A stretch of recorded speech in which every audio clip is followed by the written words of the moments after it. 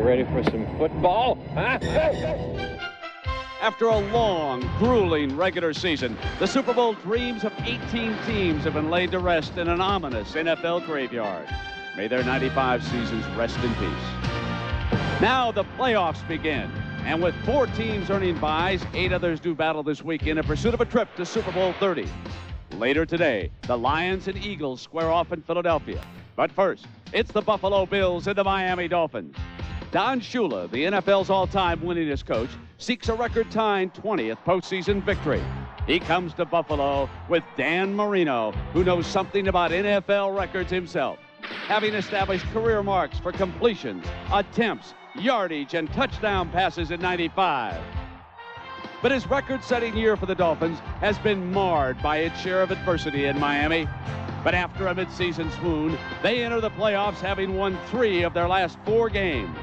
For the Bills, Marv Levy, he's brought them back into Super Bowl contention while also fighting a personal battle with cancer. His team is also led by a veteran quarterback, Jim Kelly, who at 35 years old yearns for a chance at his 5th Super Bowl and a possible championship. In the NFL's 2nd season, the losers head to the NFL graveyard, while the winners move on with their sights firmly set on the Vince Lombardi Trophy. It all begins today with the continuation of a classic NFL rivalry as the Dolphins and the Bills meet. It's an AFC wildcard playoff on ABC.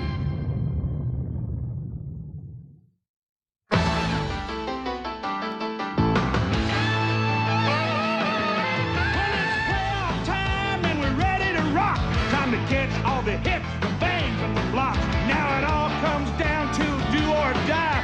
One team lives, the other says bye-bye. We gotta get ready, we gotta get right. Time to kick off this wild card fight.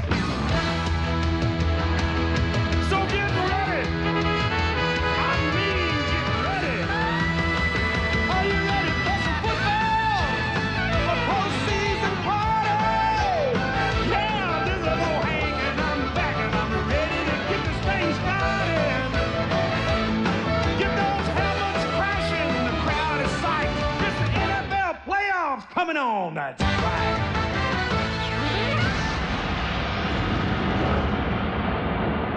For all who dare enter here after December 21st, this is the NFL's version of the Winter Slaughterhouse. Rich Stadium, Orchard Park in New York. You want records? The Bills are 8-0 in playoff games here under Marv Levy. You want another statistic? They marched to 3 of their 4 Super Bowls through here, and combined, John Elway and Joe Montana didn't throw a single touchdown pass in those AFC title games. It's an AFC wild card matchup. It's the Miami Dolphins and the Buffalo Bills, a rematch of a great game played here 2 weeks ago. Welcome, everybody, with Dick Vermeil. I'm Brett Musburger. Dick, we came to town. Huge changes with the Buffalo defense. Playing much better all season, and you have to credit John Butler, the general manager here. He brought in free agents, 3 of them in the offseason. They all made a contribution, not only in performance, but in character and leadership as well. Bryce Pop, NFL Defensive Player of the Year, 17.5 sacks. Ted Washington, nose guard starter. Jim Jeffcoat, 13-year veteran out of Dallas, playing like a rookie. And they haven't turned the ball over as much on offense. But if you wanted to win here, you'd come with a quarterback who handled bad weather at Pittsburgh, Dan Marino. Nothing bothers Dan Marino other than a pass rush. And for Dan to quarterback a win today, the offensive line's going to have to do a better job. Brent, they're starting 2 rookies on the right side, and that is a problem, and they can solve some of those problems. They're starting 2 all-pros on the left side. But in my opinion, and watching Richmond Webb and Keith Sims over the last 3 game tapes, they're not playing like all-pros, and they're going to have to step it up today if Dan Marino's going to have a big game. Down we go to the 3rd member of our team, Leslie Visser. Leslie? Brent, the winds down here are gusting up to 20 miles an hour, and that's bad news for everyone. The Dolphin punter, John Kidd, who of course used to play with the Bills, said the worst part is in the north right corner of the end zone. He said he told his Dolphin teammates that Jim Kelly will not even throw there in a strong wind, and they should be aware of that. Well, as for injuries for the Dolphins, J.B. Brown will not start, although he will come in as a nickel cornerback, and that is critical because the Bills finally have a healthy Andre Reed. Brent?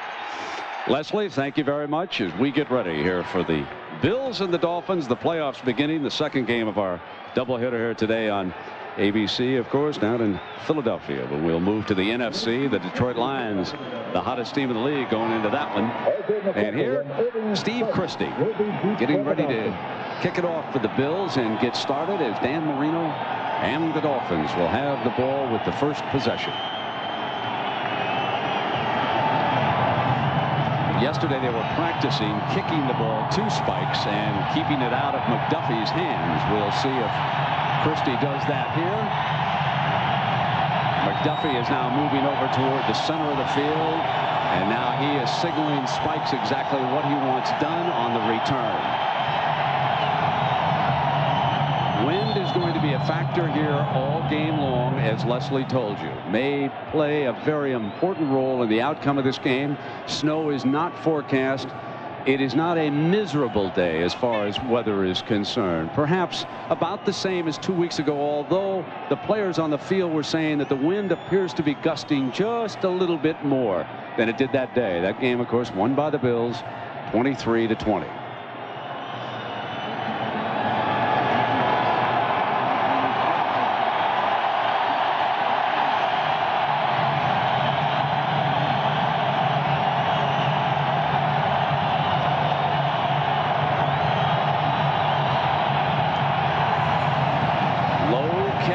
Spikes said he bobbles the ball, rolls down to the 7-yard line, and that allows the special teams bring him down at the 15-yard line, led by Chris Green. And here he comes, the man who broke all the records this year, Dan Marino. 24 touchdown passes and 15 interceptions. Key members of his offensive unit: Irving Fryer could be his go-to guy, or O.J. McDuffie. Eric Green needs to be productive. Parmalee and Byers will open up in the I formation. You can see Byers set in front of Parmalee. Parmalee and the Dolphins have come to run, and there is nothing doing on first down. Now, Dick Vermeil told you about the offensive line, and let's take you inside this line right now. You can see Webb and Sims over there on the left. But look at the two rookies over on the right side. They have to step up today. Green and Milner. Tim Ruddy anchoring the line at the center spot. So they come up to the line now with second down and long for Marino. And the rookies, of course, have to exchange a lot of information. Marino changes so many plays at the line. They have to know all the calls. And there goes. Ball is on the ground. Incomplete. The official rules incomplete. You could see him coming right into your picture. There was never a doubt about that one. Now the defense that Dick told you about. Phil Hansen. He's the underrated one up front. And you've got the future Hall of Famer Bruce Smith over on the right side. Bryce Pop, who made such a difference here in the 3-4. Cornelius Bennett, an impact player. Marlon Kerner at left corner is going to be tested. When I was with the Dolphins earlier this week, they threw almost everything deep against the left cornerback. Now it is 3rd down and 9 for Marino from the shotgun. Penalty flag. Incomplete, but there is a penalty on the play. Red Cashin, the veteran, is your referee today. Here's Cashin's crew. John Keck is the umpire.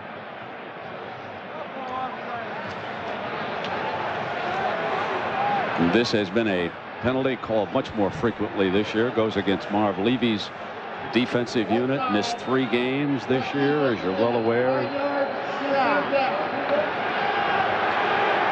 What a tremendous job he has done here as coach. So because of the penalty, instead of being forced to punt deep in their own territory, it's now 3rd and 5. Now another thing that's a huge factor for the offensive line is the crowd noise being made in here and generated. Incomplete on a beautiful hit by Fimmel Johnson. They rolled up into a double zone, and the corner was just sitting outside waiting for that breaking pattern. Miami came in here wanting to run. Buffalo defense came in here wanting to shut down the run and push the responsibility for Miami moving the ball all on Dan Marino's shoulder because they believe they can put pressure on him with their down 4 and every once in a while a 5th rusher. Well, here it is now.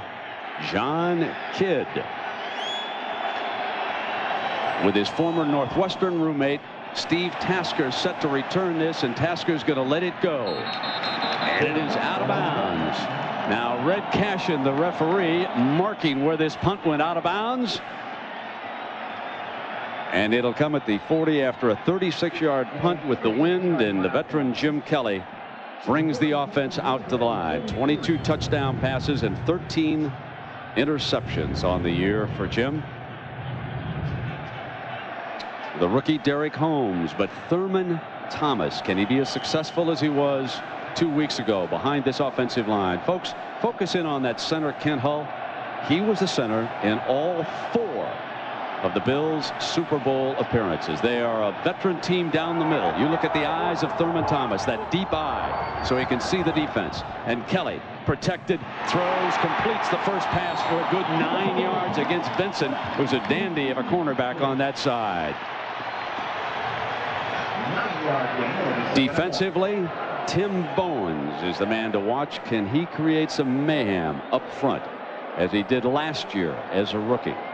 And going without the huddle, and of course Jim Kelly frequently gets into the rhythm, calls his own plays, otherwise he'll look over to the sideline and Coach Garrett will offer advice. And here's the man we expect to see, Thomas, squirting through for a first down. And folks, if the Dolphins cannot stop Thurman Thomas, it's going to be a long day for Miami. In their one win, he ran for 145 yards against them this year, Brent. Brian Cox has to step up big. Dwight Hollier gets taken out when they go to a nickel situation. Now, big change here is the fact that Terrell Buckley steps in again, replacing the injured Brown at that one corner. So a first down for the Bills. And immediately this time, Thomas is cut off and nothing doing. Cross was down there at the bottom of that pile. Tom Olivati, the defensive coordinator, told me that they normally play an over defense against Buffalo, and what they're going to do is show a defense and stem it back the different side, Brent, because they call an audible, then they give them something they can't run against. Well, Dick, here we are now, second down and long, and Kelly up under center for this pass with Thomas blocking for him, goes left side, and he has got Tasker. See, when you're throwing the ball to Tasker, you're throwing the ball to a guy who really is a running back, a great special teams player, 7 times Pro Bowl selected as a special teams player. And they actually had to argue with Marv Leedy to get the offensive team to take him off the special teams. He is so valuable, but he can run with the ball after the catch, Brent. Dick, here's a 3rd and 2, one in which you would expect them to see if Thomas can get him one, but they go empty and send him in motion. And they throw for the first down this time. So they're going to save that 3rd and 2 run that was so critical in that earlier win, obviously, until later in the game. They will now get Bill Brooks into the game. So Brooks and Tasker have been receivers. Thurman has carried the ball, and the Bills are just mixing it up. What they do is go empty, taking the running back Thurman as you see him coming to. Now he'll stretch the defense to the bottom of your screen. That'll open up a little area for Brooks to work in that 1-on-1. First down, move the chains. Dick, this very efficient here so far, what they're doing. Patiently moving the ball, using a lot of different players. Now he goes to the play fake.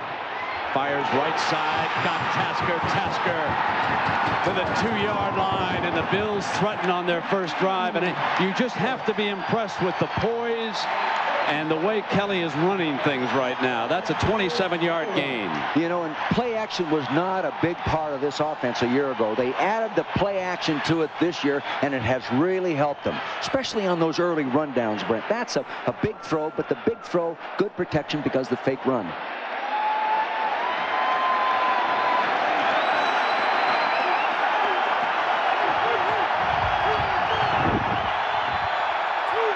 Gardner is the fullback. And busting across, that's Tim Bowens, 95, who came across. He's quick, but too quick that time.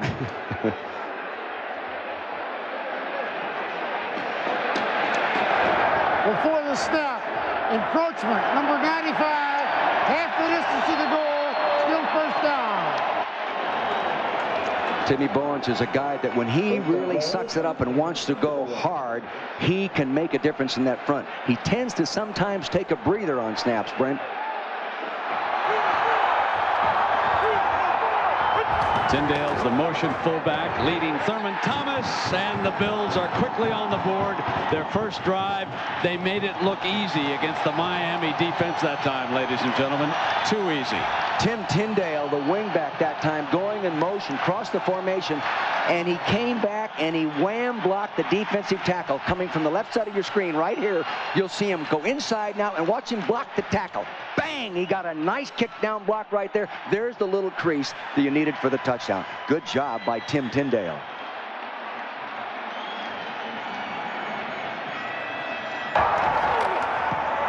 Seven, 0 like that.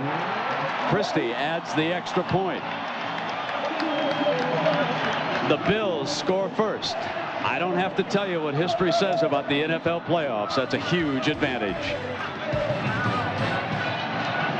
On the kickoff, and you recall that Spikes had some difficulty back there with the return, and we'll see if they show a stack or some sort of a return formation that would allow 81 to get his hands on the ball. Yesterday at the kicking practice, the Bills spent a good portion of the time trying to kick it away from where they thought McDuffie would be, lined up to Christie's left-hand side.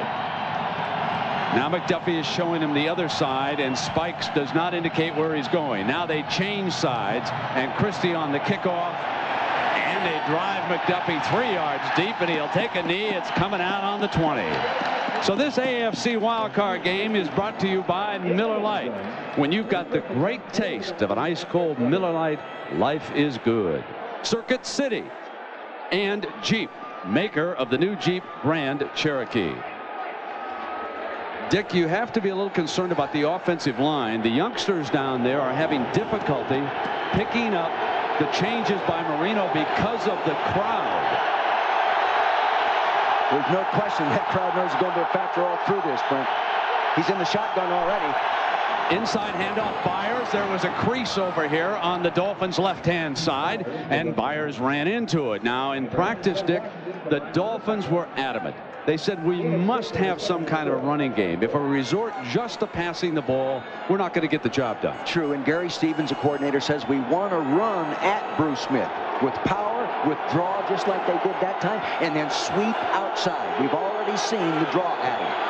And, of course, that gets that Pro Bowl side of their offensive line into a more aggressive mood. If you ask an NFL lineman, he wants to go on the attack sometimes.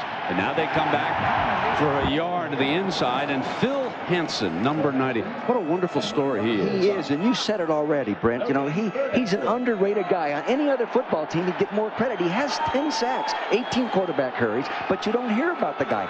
Visiting with him on the field the other day, he's a Dakota guy. $300 an acre he's paying for his farmland. Going to raise some cattle. This is $300 an area. This is Bobby. Where can you buy land for $300? Dakota, South, North, Montana, Alberta. Come on out, Coach. We'll show you some. Hey, 3rd and 3 now, and the Dolphins need it. Marino's the best there is at throwing on 3rd down. Short drop, fires incomplete. Dolphins are forced to punt. Chris Green did a real nice job of reaching around with his left hand and preventing that slant pattern. It was there. If he doesn't play it well, it's a completed pass. Marino back. He's going to be up underneath because he wants to throw a quick pass. There it is to the left side. Good job by Chris Green reaching around with that hand. 3 plays and out, 3 plays and out. Tough to win a football game playing offense like that. So here is Kidd punting again. And this one is down at the 45. Now, don't think that he's just a terrible punter, ladies and gentlemen. This is one of the worst places in the NFL in which to punt. Welcome to Buffalo. Of course, Buffalo Buffalo is concerned, there's public enemy number one. Brian Cox will be a free agent at the end of the season, and you get mixed opinions when you ask NFL personnel directors about Cox. Some say overrated, others say a very, very talented inside linebacker. So we'll have to wait and see. And again, good field position for Jim Kelly. The Bills are up by 7. See, Miami's in a 5 defensive back situation here. A little easier to run against that 5 defensive back. And that's what they did, Dick, with Thurman Thomas. And look at this. See, that counter action keeps the 2 inside linebackers, freezes them inside. Then he has the ability to bounce outside. Of course, they're getting some help with the guard and tackle from the backside. Don Shula's been here before, winningest coach in history, but the man who has owned him is across the way. Marv Levy has more wins by far against Shula than any other coach. A long storied career of Don Shula. Deep drop, and here comes Thurman again, and this is what the Bills came to do. Bang bang, number 34. Offensively on the left side, Reuben Brown, the big offensive left guard, did a beautiful job of coming off the ball right here in a 1-on-1 situation. He moved the force. Wham! And no help initially. Look at that block. Can't do it any better than that, Brent. Well done. He'll be a Pro Bowler someday. 5 carries, 30 yards. Coming right at you. You know, one of the things about the Bills against Miami, and certainly Dolphin fans and Bill fans know this, that in the past, whenever Marv Levy or Jim Kelly have found something that works against Shula, they never get off it. Levy will pound it, and so will Kelly. They will just say, come on, you got to stop this sooner or later. And if they don't, they'll just keep on going. Kelly now on that short drop, firing incomplete, and Tasker was extremely well covered that time by Troy Vincent, who's an outstanding cover corner. Now Kelly calls all his plays, but he does get help from time to time from Jim Schaffner on the sideline, who is wearing the mic, and he talks to him. And when he needs help, he'll just look over and ask for the help. Otherwise, he's got it all programmed, all categorized, and he makes the calls. So let's make this 3rd and 8 for the Bills.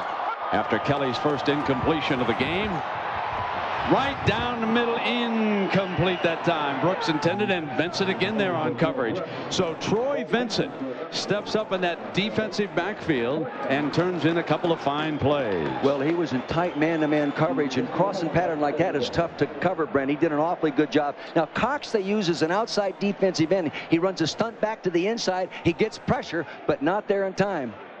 Still fooling around a little bit, isn't he? He's asking for trouble from this stadium, I'll tell you that. So a 48-yard attempt with Tasker holding for Christie. Good.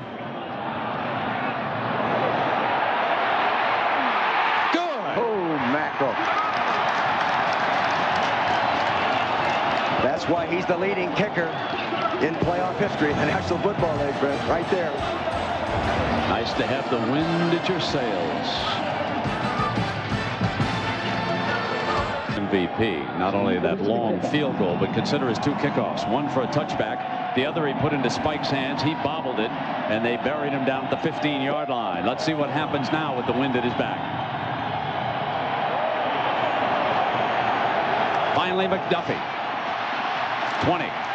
Same. McDuffie out to the 35. That's why they were kicking away from him, and that's why the Dolphins are determined to get the ball in his hands. Marlo Perry making the tackle for the Bills. Well, down 10 now, Dick, and you and I have talked about Shula growing impatient, having a great quarterback, and starting to throw the ball. Will they resort to the pass, or will they continue to try to work on the run here? I think they want to get the running game going. They don't want to be one-dimensional with Marina. They have too many problems in the offensive line to do that. They've got to run the ball well. That doesn't mean they won't throw on this first down. They send Parmalee out as an additional wide receiver. Byers slips out 40. Byers out to the 47, and that is a first down on the start of this drive. Phenomenal advantage for home teams. You can see that the home team has won all 10 AFC wildcard games since they expanded the playoffs back in 1990. Overwhelming advantage.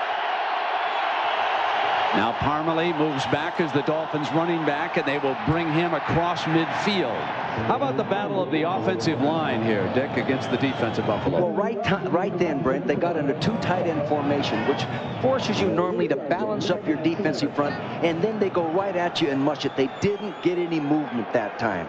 Teddy Washington inside at the nose tackle would not be moved off the ball. Bruce Smith with his duel against Richmond Webb. Bryce Pop, the NFL's Defensive Player of the Year. They're lined up and ready to go. The Dolphins go empty. Quick pop. Green should have had it. And there's a penalty flag thrown on the play.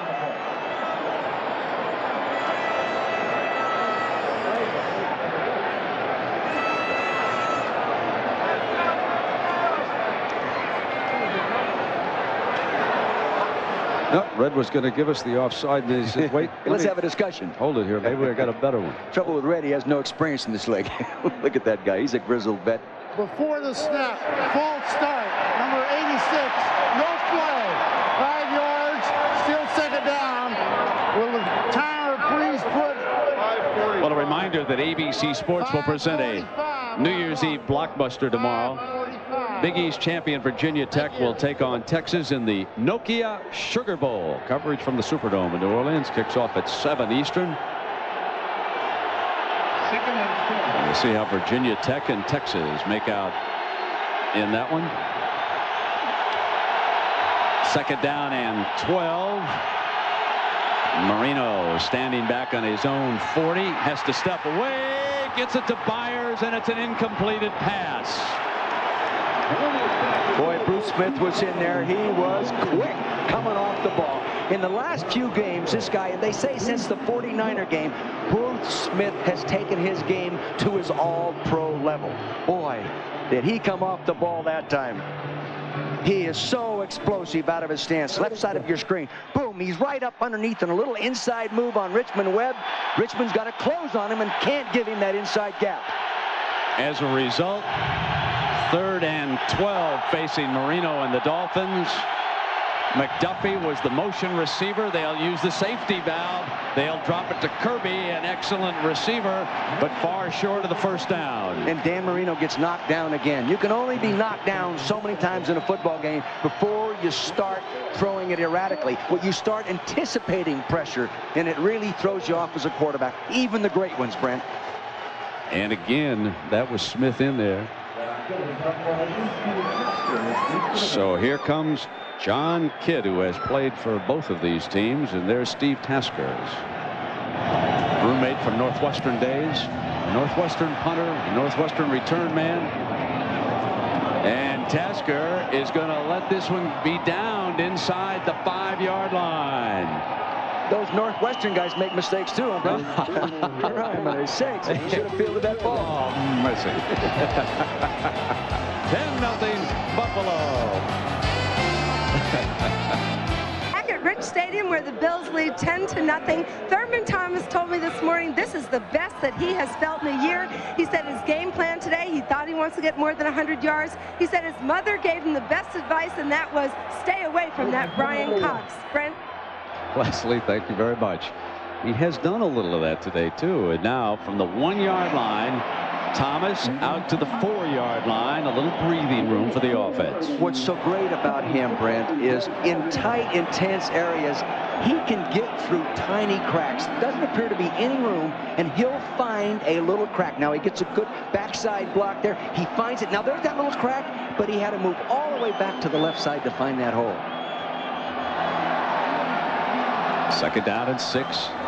Kelly runs him on a delay back there, and he slips through another seam out to the 11-yard line, and what could be a 1st down. Let's see. Now, it's a little short of it, I believe. Well, Brian Cox blew that one. Brian Cox blitz can run him. No, they're not. It ran right by him. Here he is right here in the middle of your screen. He's going to come up inside, and he's going to take it. He's going to go get him. Oh, he gets picked off right there by Reuben Brown. Nice job, number 79. And they did get the 1st down. Move the chains. They come out from the shadow of the goalposts, and Cox will try to do a little bit better again to bring the end around. This was a hugely successful play when they bring him out of the slot. It really is part of their counter game, they were telling us yesterday, and not so much an end around. No, it really isn't considered a reverse. They ran it 3 times in the last game and made 37 yards on it.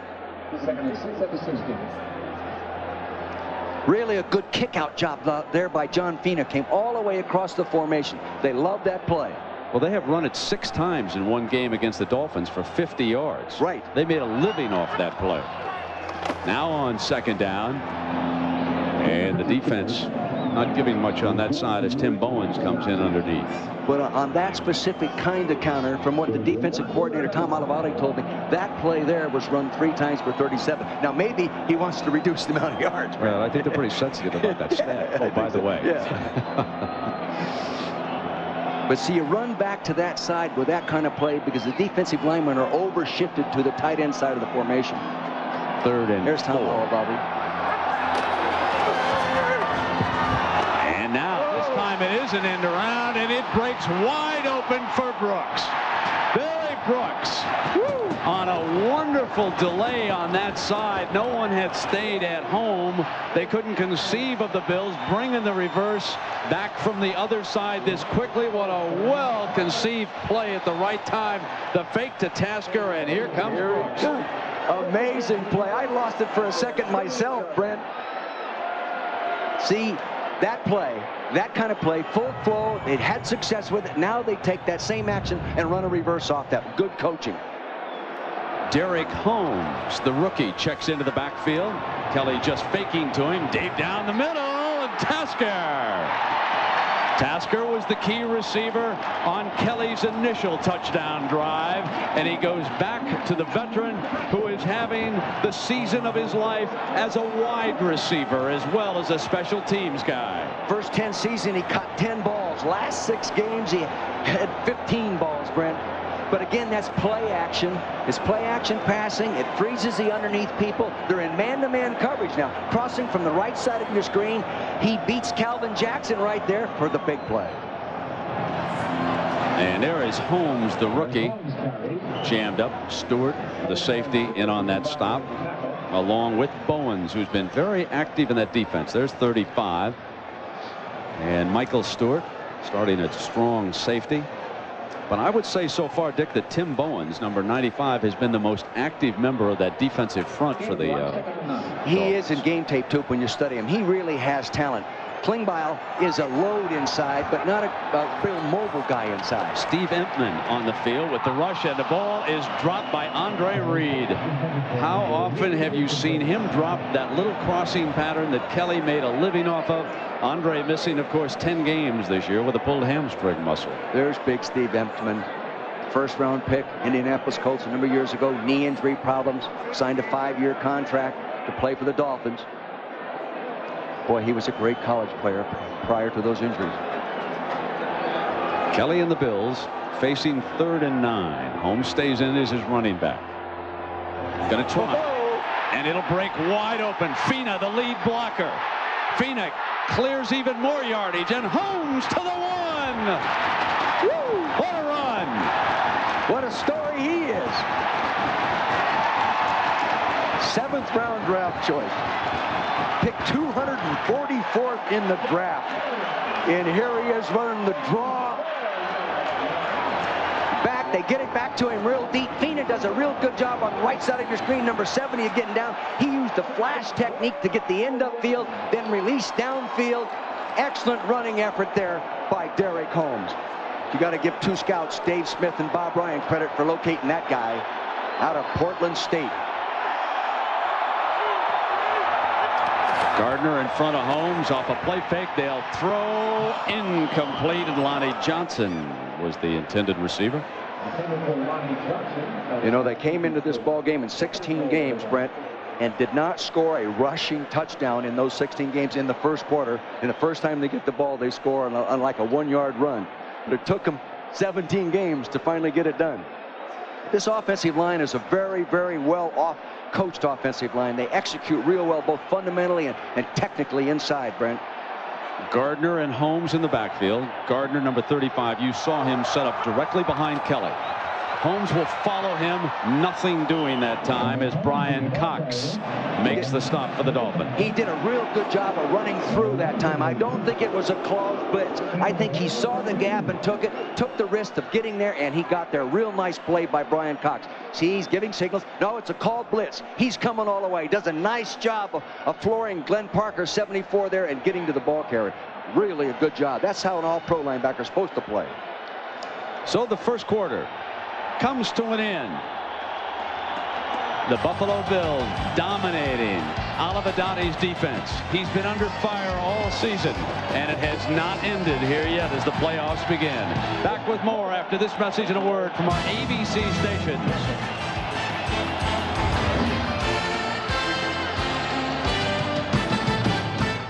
Storyline of the first quarter. Buffalo dominating offensively and defensively. They won the AFC East, and Marv Levy is well on his way toward a 9th straight home playoff win here in Rich Stadium. This drive continuing where it began, and Thurman Thomas has returned. He's in motion. Kelly rolling in that direction, firing, intercepted in the end zone, picked off by Gene Atkins, the free safety, and Atkins out of bounds with a penalty flag flying at the 20. Kelly is furious with himself for that throw. That's the break the Dolphins needed. Yeah, you know, an experienced quarterback, you never throw the ball late in the middle. They're sitting back there. He rolled out. Plus, that pulls the defense toward the flow of the quarterback. You don't see as well. Now, Cox is up there helping Cashin and his crew officiate. And a face mask penalty going against the Bills on that play. So let's take a look at exactly what Dick was showing you, why this is a mistake on Kelly's part. See, he's rolling. All right, now you'll see 28, left-hand corner of your screen. Gene Atkins just following the quarterback. Boom, he takes it out of there. And Kelly's reaction afterwards. You know, I really wonder. At any rate, it is Miami's ball.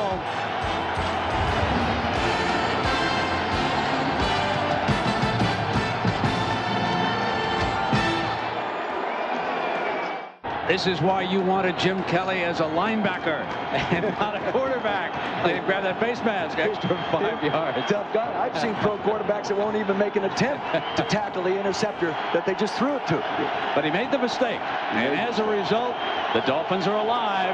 It would have been real tough digging out from a 17-zip hole early in the second. Now let's see if they can do anything with it.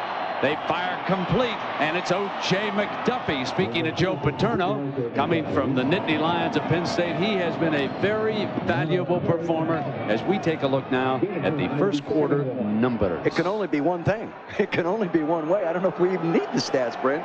It's got to be all Buffalo. Look at it. 1 first down, 10 first down, 10 rushing yards, total plays. Oh, my God. Total yards, 26, 181. Double the time of possession, no ball game. Kelly has thrown 13 interceptions in his last 10 games against Miami, and as a result, 2nd down and 1 now with Green setting up on the right side, the tight end. Parmalee for the first down for the Dolphins. That time they got outside Bruce Smith. He used a crash charge. He was in down and on the outside shoulder of Sims, and he went underneath him, and they got that little crack to the outside. But this is what they've got to do. They've got to stay with their game plan to run the football. Don Shula told me they wanted to do that, and so did Gary Stevens. He said we must run the ball well. When we play well against Buffalo, we run the ball well. All-time Pro Bowl selection guy. 1st and 10, and from the shotgun. And he's got McDuffie again. See, get the ball in McDuffie's hands as often as you can, because so many times he converts it to a first down because he has that great running ability after the catch, Brent. He's always been able to do that. Great maneuverability, good quickness, and he's tough. Coming off on Marlon Kerner, 46. He sets up quickly. He gets the ball. Now he can make you miss. You better come to balance if you're going to tackle him, Kerner. And he did. Nice job. Good technique. Marlon Kerner, the rookie from Ohio State, better get ready. The Dolphins are coming. They're going to test him over and over to see if he can hold up. Here it comes. McDuffie on the reverse. Oh. Kerner's not at home. And he is forced out of bounds at the 42-yard line. That kind of action, you get the split backs, which normally means run formation to the strong side, to the fullback. They ran that way, got full flow from the defense, broke the discipline on contain from the backside. Good reverse, 9-yard gain. I have never watched a football practice in which an offense directed so much of its pregame attack at one spot as the Dolphins did in the direction of where Kerner is standing right now. 2nd down and 1 for Miami.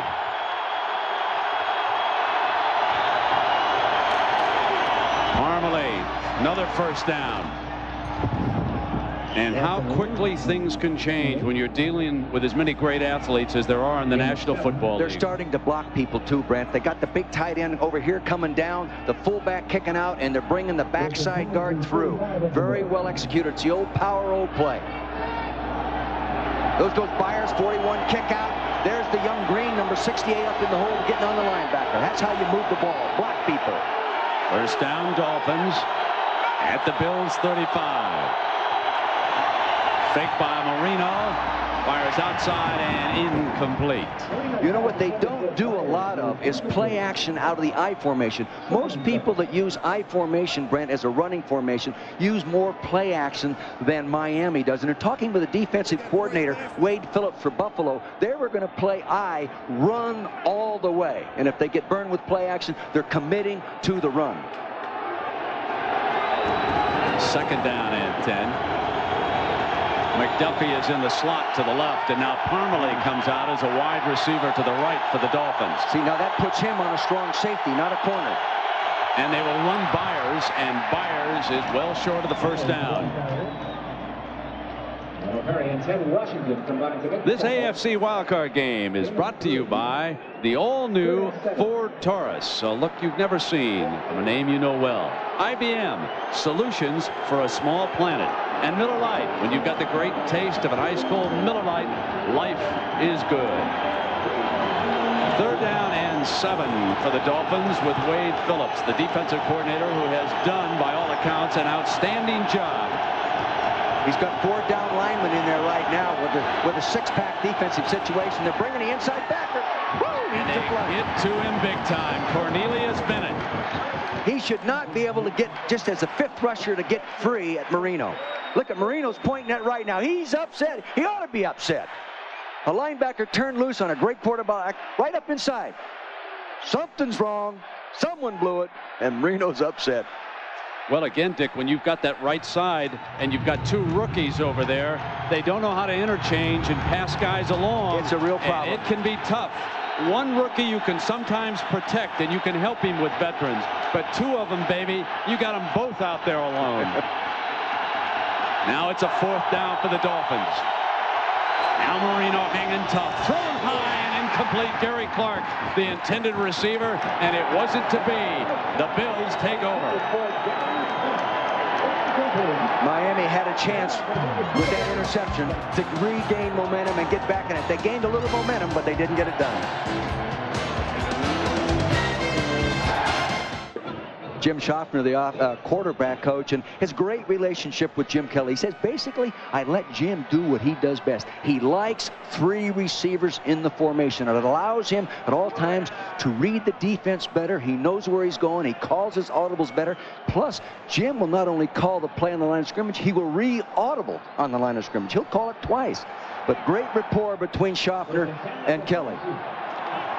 You can see the 3 wide receivers in that end zone shot.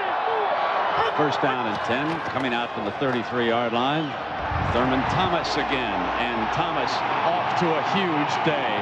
1st down, and somebody goes flying over there on the Dolphins sideline. Look at that. He took the defensive coordinator out. Not only beat his defense, he then went and got the coordinator, and he KOs him. I mean, now there's a running back. Tom Olivadotti is a fine coach. What a nice person to visit with, too. And, you know, he's confident. He knows what he's doing. He knows what he wants to get done. But he needs the offense to help him today a little bit. Wait a minute. He can't get knocked back on his heels like that. Okay. You got to get set. When a running back's coming, man, you can't do that. Boy, you're getting tough. 1st down at 10 now. And they bring you-know-who, Tasker, out of that slot around. And this time the Dolphins string it out very well. and it's a small gain. And it was Marco Coleman coming from the backside, making a great effort to run it down. If they'd have slowed him up at all, Marco Coleman right there, number 90, a high effort, good, tough guy. Not the biggest defensive end in the National Football League, but a give it all he's got on every snap guy. And a pretty good pass rusher. Pretty good. Sometimes as I watch him, it looks like he has problems on the great big offensive tackle. I can't see real well once he gets in that rush technique.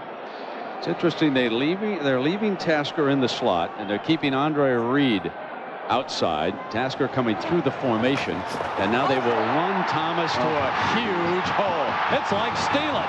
Thurman Thomas to the 20-yard line. That's the old counter play. That's freezing the inside backers where their counter play, and off they come. They bring the backside guard and tackle. Well, that's what's next. The Detroit Lions and the Eagles, but let's go back to the Bills. You'll see that they'll block down here, and they'll bring both these guys from the backside to get the blocks at the point of attack. Boom, good block down, good kick out, and quick enough to get through that hole and no one to fill because they sealed it off inside. Team that runs best normally wins this shootout. And here is Holmes who replaced Thomas. And Holmes battling. Holmes coming back. Holmes, touchdown, Buffalo. Where's the Miami defense?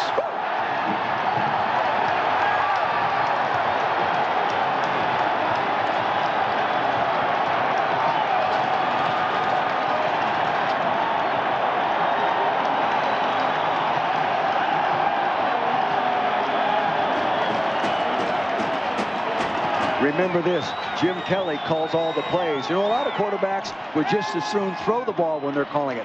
Not Jim Kelly. He loves the running game. Of course, when it's going well, it's a lot easier to call it, too. The Buffalo Bills have rushed for 171 yards already.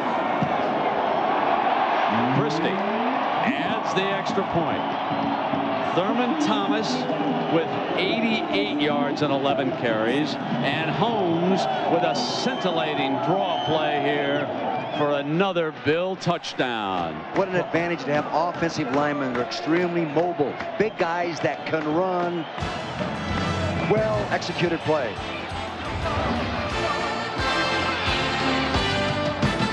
This is an incredible record. Take a look at what Shula did against the Bills before Levy arrived, and since March, 16-5, including a couple of postseason wins. Only one other coach has won more games head-to-head against another coach. That was George Halas's 30 victories against Curly Lambeau.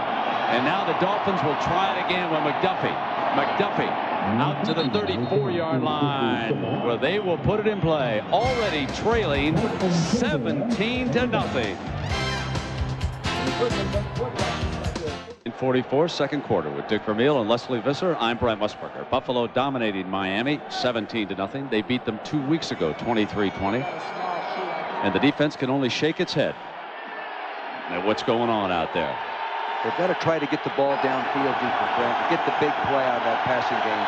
We're in the I formation. It's been run almost 100%. Kerner is pressing over here. There's play action. And he has to drop it off to Parmalee, and the middle was open. And very good recognition by Marino. Let's go down to Leslie. Brent, you are right about saying that they are shaking their heads. The mood on the Dolphins sideline is one of being shell-shocked. They've given the Bills great field position every time except once, and that one time the Bills got down in scoring position. Moments ago, Keith Byers turned to one of his teammates and said, "What is happening, Brent?" Yeah, it's stunning. Not so much that the Bills are ahead, but it seems to me that with the playoffs beginning, the ease with which they've accomplished it. And remember, it could be worse. The Bills threw an interception in the end zone. Marino back to the middle of McDuffie, who has been a warrior all game long. You know, one of the things about O.J. McDuffie, it's always interesting to scouts. Well, maybe he's not fast enough for the NFL. He was always the key thing. He was always a football player at Penn State. He's like the great Chris Spielman. You'll see him later with Detroit. Yeah, he wasn't big enough and fast enough, but he was a football player. You know, you sometimes have to evaluate. Bryce Popp on this defense that we're watching right now. One of the reasons why Buffalo invested millions in him. He's a football player. And there he is, the NFL's Defensive Player of the Year. Well worth Ralph Wilson's millions this year. Coming, picked up by the back. Marino hit on the release. Jump ball, intercepted. Bills. And here they come again on the Marlo Perry interception. Phil Hansen, number 90. Good football player, Brent. You pointed it out earlier. You said he's underrated. He proves it right there. Look, he likes that. Really a down-to-earth, hard-working, grunt type of football player. I tell you, I like him better when he plays in on a guard than when he plays outside on a tackle. Coming from the left side, number 90, he working hard. See, what he does is just keeps working harder than Andrew Green, 68, did at blocking him. Andrew Green, we ought to give him a ticket to this game. Marino ought to go over and find Andrews. Get after him. Watch, he's upset. Look at this. I can't believe it. I can't. What the hell is going on here, he says. Or words to that effect. 1st and 10. Here comes Tasker off a fake. Kelly hit on the release, and Thomas was wide open. So what they're doing now, the wrinkle is the variation off of bringing Tasker on that little counter move out of the slot, faking, and Thomas broke wide open coming out of the... You talk about an offensive design, always something new from the Bills. Coming off what they've been doing well. Now, Bresnahan, the offensive coordinator and line coach, told me they were going to run some wrinkles off things that they'd hurt Miami in the past with, and they're doing it. And so far, every one of them has worked. See, and when you control the line of scrimmage right now, like the offensive line for Buffalo is doing, you gain that great double of a lot of confidence. Plus, it's so easy to call the plays for Kelly. Everything he's called, offensive line coming off the ball. Watch them nail right across the line of scrimmage. Just boom, boom, everyone moving. Great block inside dive by Kent Hall on the nose guard. Everybody doing their job. 2nd and 2. Kelly goes deep. Tasker got it! Touchdown, Buffalo!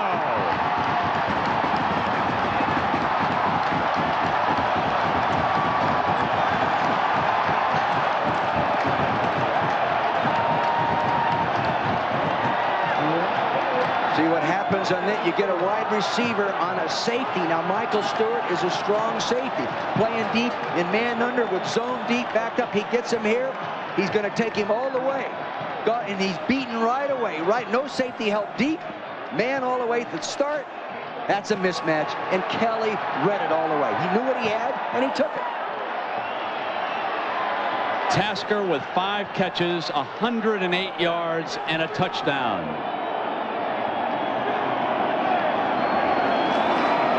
Christie, perfect on the extra point. Right down Broadway. This is some licking being handed out by the Bills right now.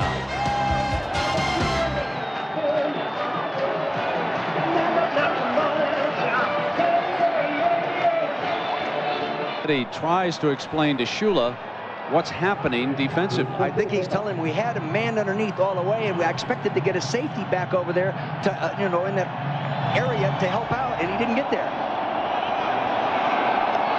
McDuffie takes it away from Spikes. McDuffie battles his way back to the 20-yard line. Well, let me tell you why the Dolphins just can't do it this year. Forget all these controversies, folks. Take a look at this. No team that lost a game to the Jets has ever gone on to win the Super Bowl at the end of that season. And that was, of course, one of the low points for the Dolphins when they lost. I believe it was a 1-pointer to the Jets. They were also beaten by New Orleans. But the thing that started their downfall might have been kicking away that 3-touchdown lead against Indianapolis when you talk to the players. Now Marino. Can he rally the troops again in this hostile environment? Middle, Parmalee hangs on and out to the 28-yard line. So a reminder, Dick, coming up next, I'm going to ask you about your Philadelphia Eagles. Now, the Detroit Lions have won 7 in a row, and the Eagles have got a pretty good defense. Can they hold up? I don't think they'll be able to. I think they've gotten where they are because of a real good coaching job by Ray Rhodes and his coaching staff. They've played good defense, yes. They haven't defensed an offense as explosive as Detroit is right now. #1 in the league. But Ray's done a great job here. So that's coming up next here on ABC. Now 2nd and 3. Marino to Byers for the Miami first down. Keith Byers out of Ohio State. I don't have to tell Buckeye fans, he always was a talented receiver. He's the only running back to catch a pass in the National Football League history.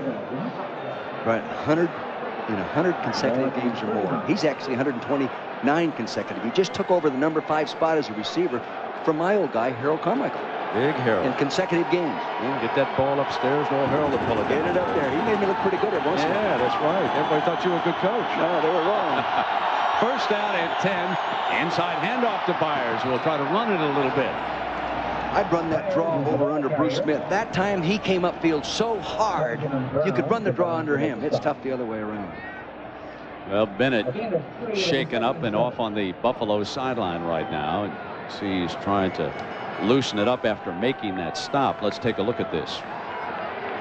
Boom, down on that hard turf there. Hopefully it's not serious. 2nd down and 7, and Marino changing things up. And of course with the hand signals, because the wide receivers can't hear him on the outside. That's why he was pounding his fist. Smith has run off. Diving attempt there by Green, but incomplete. What he saw was a 3 deep. What he saw was a 3 deep. He gave the signal. He wanted the tight end seam and the wide receiver fade pattern and try to get it right up in the crease. He threw it properly. He just couldn't make the catch. But that's what he saw from a defensive standpoint. You know, somebody who is noticeably absent from the Dolphin attack is number 80, Irving Fryer. There's the ball right there in the middle of your screen. It was coming out before he hit the turf. Before he hit the turf. Good call by the officials. Irving Fryer noticeably absent. 4 wide receivers.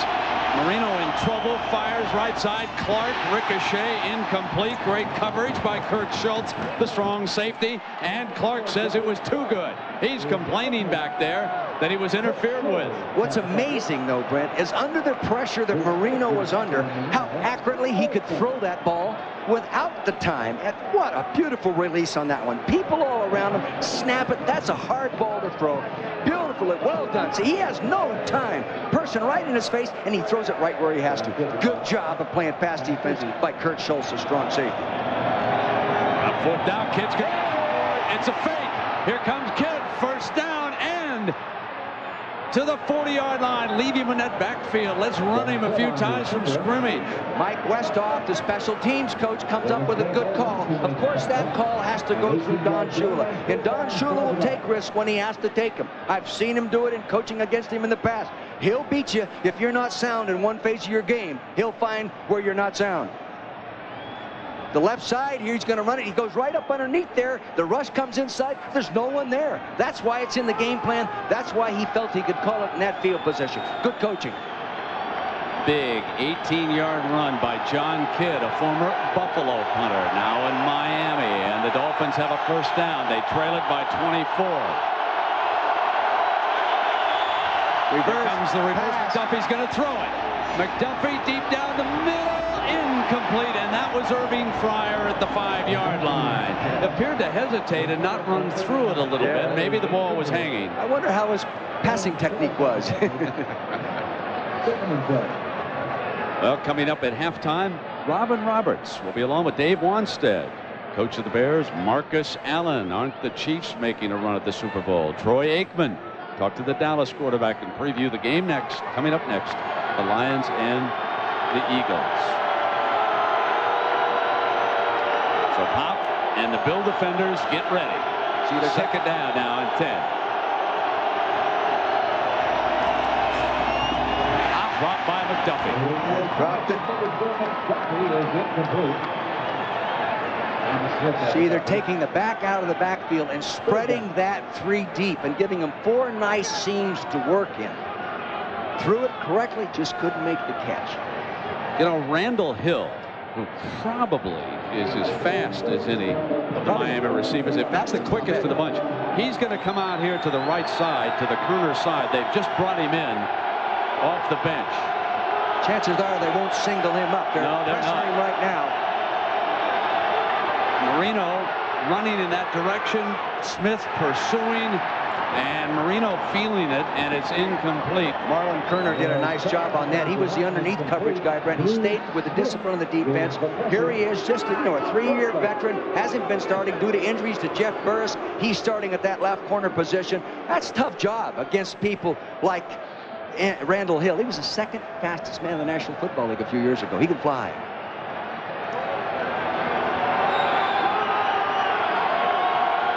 Well, you look at the scoreboard and you know that Kerner is holding up. There's a big goose egg up there for the Dolphins. Now 4th and 10.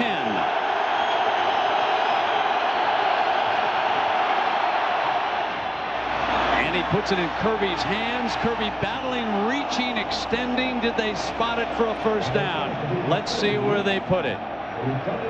Kirby did a real nice job there. You know what? You could see he has a lot of shake and break. He really is the receiver out of the backfield that they like to get the ball to. Caught 66 balls coming into the football game. You can throw it in front of the linebackers with him, and he can make the linebackers miss. Yeah, Cashin sorting them out on this measurement here. You get the chain gang out there. When you got a lead like this from a defensive standpoint, you can really play more cautiously defensively. What they're doing now is playing a lot of 2 deep, either man underneath or zone, but they've always got 2 deep safeties, and then they change it up and go with 3 deep. Let's see what they get here. Buffalo.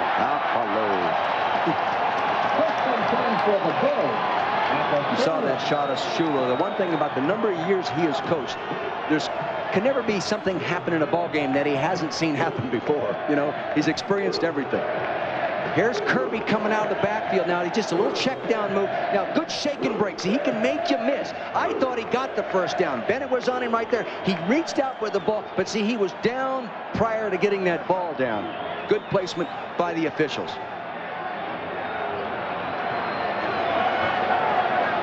So Kelly and the Bills leading it by 24. Tasker, who has been one of the stars in motion. Here's another one of their celebrities today, Thurman Thomas. Boy, did 2 better running backs ever come out of one school in quick succession like Thurman Thomas and Barry Sanders. Unbelievable pair. But what is demonstrated here, watch Big Ben Parker. Now, they do other things within the offensive line. Follow a 310-pound agile offensive lineman. Watch this. Hops over the top. Boom! Gets a nice block. Stays on his feet. He loves to play football, and he's well coached. That's 107 yards here in the first half for Thurman.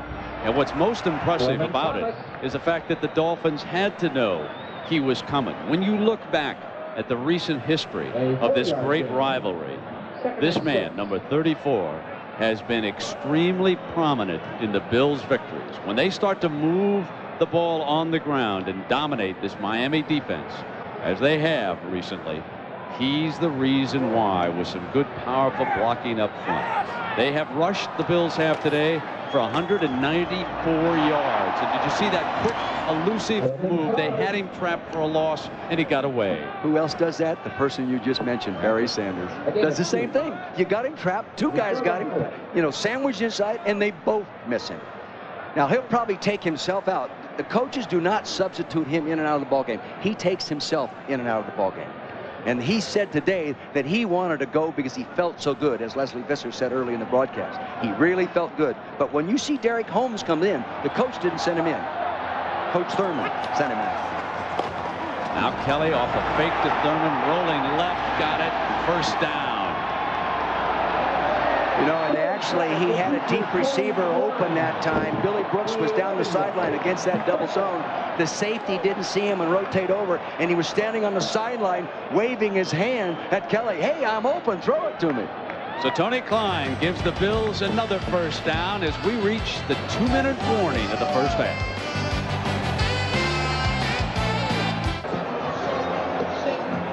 Well, Thomas and the Bills dominating by 24 points. That's the kind of workday he's having. Take a long look at the average. 7.5 yards a crack. I mean, great backs rush for 3.2 in the NFL, it seems, these days. And you know the number. His best game was against Miami this year at 148 yards. It looks like he's going to surpass it. We've got to go back and figure out what he's accomplished in 3 weeks against this defense. He's had a career against them. It's first down now for Kelly. And back comes third, and this time he is jammed up at the point of attack. Cox was in there helping out that time, along with Klingbeil, the nose man. He's a load inside, and watching him play, Brent. I mean, he can take an offensive lineman and stuff him at the point. Now, he isn't going to sprint sideline to sideline, but within 5 yards of either side of him, he can make the play.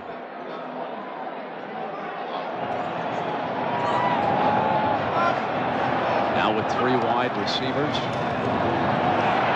Kelly firing deep at right side, and it is picked off at the 4-yard line by Troy Vincent. The second interception against Kelly today for the Dolphins, but they have nothing to show for it, and this is as good as burying a punt with 125 down there. They were man-to-man coverage all the way with the free safety, and he was going for it. He tries to look the safety off. See, he's looking right. Now he comes back to the left.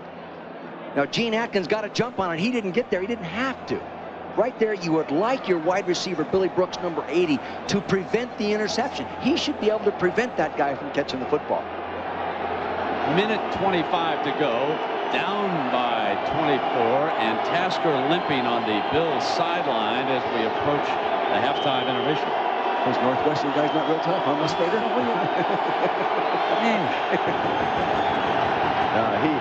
I don't see San Jose State throwing a Rose Bowl.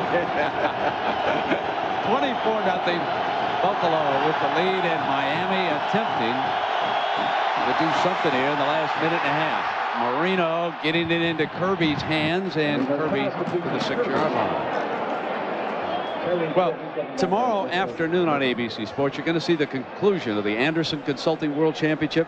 Might want to tune over there and see who can win the $1 million. That's what's on the table tomorrow, live 2 Eastern time on ABC. Now that's some big bucks. Snaps it off to Clark, and Clark battling for a first down, has it. You know who did a nice job that time? Billy Miller did a real nice job, that rookie right tackle. Bryce Paup tried to take him inside, and he set properly, used good technique, and gave him time to throw that completed pass. Well, let's go to New York, check with Robin Roberts, and see what's up at halftime. Robin? 24-0 here with the Bills leading the Dolphins, and inside of 1 minute to play in the first half. And again, Marv Levy and his creative coaching staff have done a job. You know, as we look back on what the Bills accomplished in the 90s, do you remember that period when we were all making jokes and saying, oh, we don't want Bills back in the Super Bowl, keep them out, keep them out? I think that's all changed. I think now the country appreciates what this blue-collar team has accomplished up here. Guys like Bruce Smith and the rest of these veterans have hung together, and if they get on another roll, and remember, if they win, they'd have a tough assignment. They got to go into Pittsburgh. But it's my feeling that the football community just now is starting to appreciate what it was to reach the Super Bowl 4 consecutive years. That was an awesome feat. 1st and 10 now with Marino back in the shotgun. Snaps it off to McDuffie, and McDuffie running underneath, and of course the Bills pulling back their coverage, and that underneath man is going to be there as the time continues to tick away on the Dolphins. See what they did? They showed it 2 deep and then moved it to a 4 deep, 4 quarters across the field, so he just threw the ball underneath. They're getting off too quick. That must be offside. Yeah, it is. And Marino will take, and he'll take this play anyway, yes, as Clark is down to the 41-yard line with 23 seconds. Bruce Smith was getting off too quick. Yeah, Marino already has told him we decline it. Yeah. So Danny, go up there and call the play, partner. Let's go. Get him up there. Offside. Number 78 on the defense. That penalty is declined. Push down. Yeah, that's what I wanted to hear. Push down. That way, Red, baby. I've heard old Red say some things I didn't like to hear from time to time on the sideline years ago. Like, shut up, Vermeil.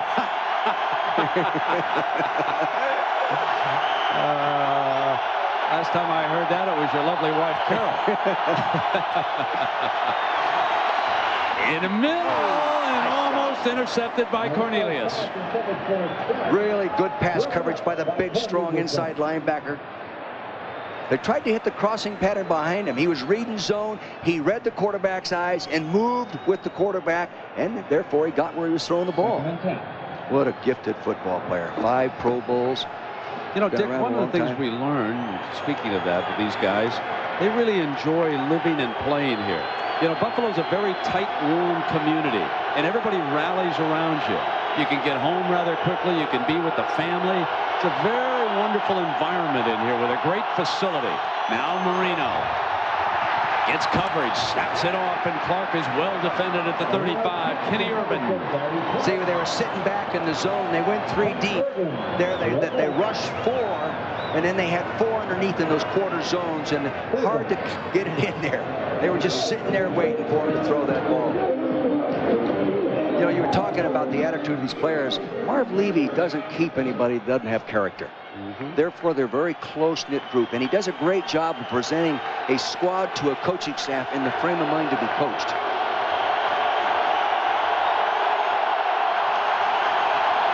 Third down. Kirby will try to cut back, and he was slowed up by Urban and could not break free. Urban then got help, and time is called with 5 seconds remaining. And a reminder of what's coming up next here, the second game of our NFL playoff doubleheader. The Detroit Lions against the Philadelphia Eagles. Can you believe the way Mitchell has stepped up as the Detroit quarterback? And you think there's a good reason why?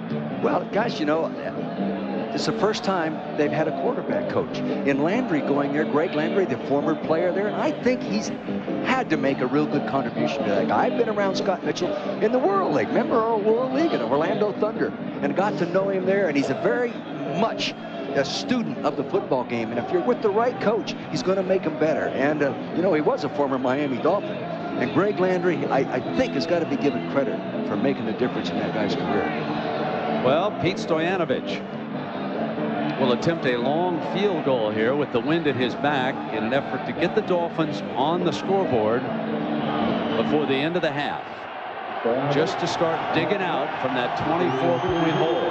53-yarder for Stoyanovich, with Kidd the punter holding. His long this year is 51, but his career long is 59. He's got the kind of leg. Needs it to hook just a little bit, and it did not. He couldn't get enough hook spin on it.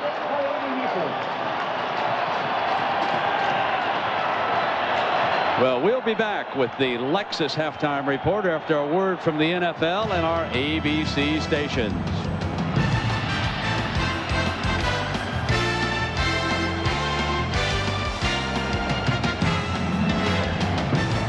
The Bills dominating the Dolphins 24-0. And with Dick Vermeil, we went down and were introduced to Wayne Huizenga, the owner of the Dolphins. Tell me what you found in the mood in that owner's box. I was shocked that he was so calm and relaxed and fully together with himself. You know, most owners that I've been around in that situation, they're livid when they're behind at halftime. Yeah, exactly. Well, if you had a couple of billion, you'd be calm too. You know, yeah, well, I have almost that much. He's a pretty good businessman, you know. But again, at the top of the broadcast, we told you that Don Shula will be back next year as Wayne Huizenga's head coach. However, there could be some changes with the assistants and the players after the season, but Don Shula will be in on those decisions. So Stoyanovich will put it in play here to start the second half, and the whistle, no kick. They're going to bring this one back. So while we have a moment, let's check in with Leslie Visser. Leslie? Brent, the theme in the Dolphins locker room was one of discouragement. Don Shula said going off the field, he said, I am angry, I am frustrated. We knew coming in that we had to stop Thurman Thomas on defense. We haven't been able to do it. On offense, we're not giving Dan Marino enough time. Marv Levy told his people, this is how you beat the Dolphins. Keep it up. Brent? Thank you, Leslie. And the reason for the re-kick, Brett Cashin had not come onto the field of play yet. So without the referee, they were down there making sure that the batteries would hold up here in the second half for you at home to listen to what's unfolding down there on the field. So we'll have a do-over. Red's batteries or the microphone batteries? I tell you, how about tell him you said that? He's been doing it a long time, and no one does it much better, I'll tell you that.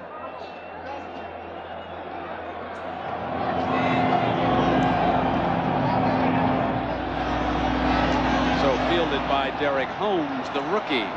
Long looking run out to the 33-yard line where Jim Kelly and the Bills will put it in play.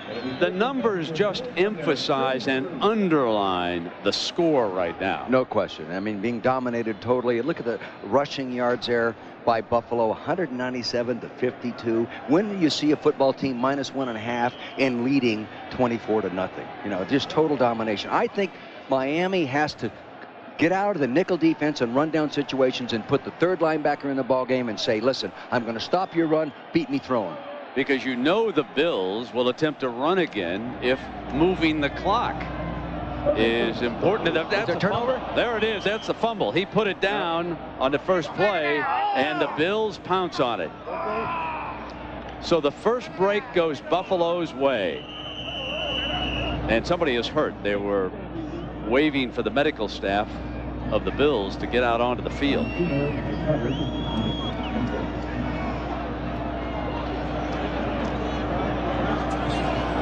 1-yard gain. It'll be 2nd and 9.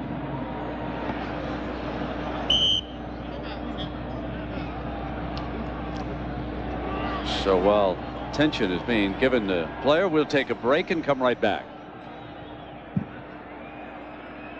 No question, this was a fumble by Thurman Thomas. Big John Fina, number 70, gets over on the loose ball. There's an injury. An umpire goes down into the pile. That's Keck. It is some scramble, Coach. Yeah, it was. And that kind of injury, when someone comes in down from the backside on your leg like that, can be tough. So Lonnie Johnson, the tight end, is out.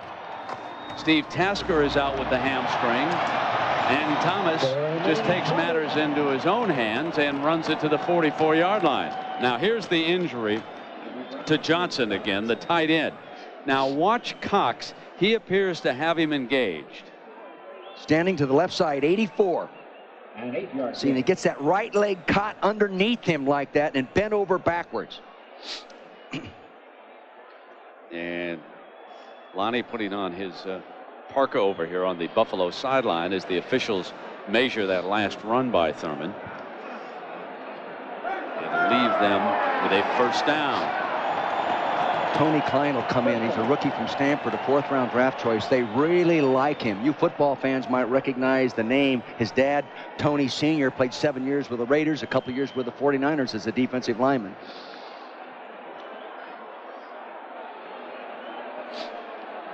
Andre Reed well out to the right.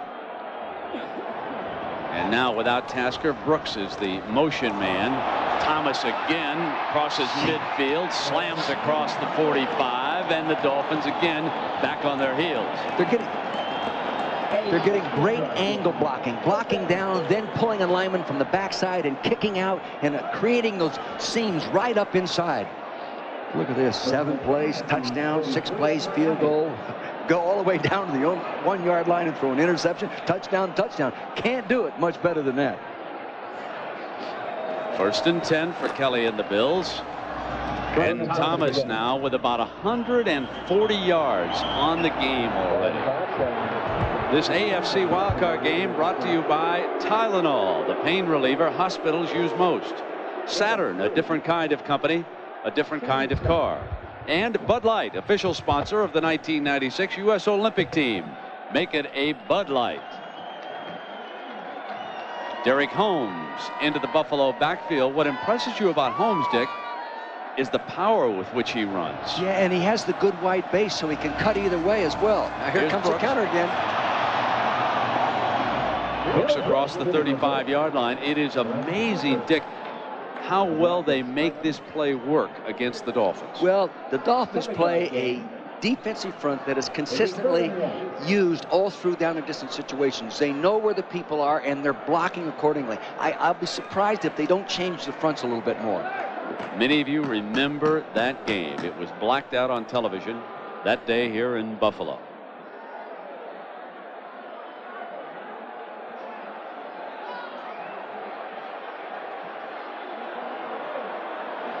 That is a sprained right knee for Johnson, we are told. They change the front up inside this time, Brent. And Holmes battling his way toward the first down, and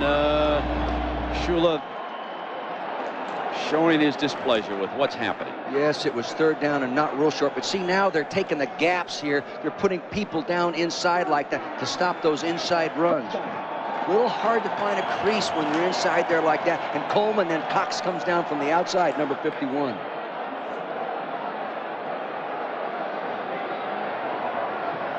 They're coming with a blitz there. And Holmes steps away to the 32-yard line, and Chuck Klingbeil. See, they play 5 defensive backs rather than the 3 linebackers against Buffalo because of the 3 wide receiver set.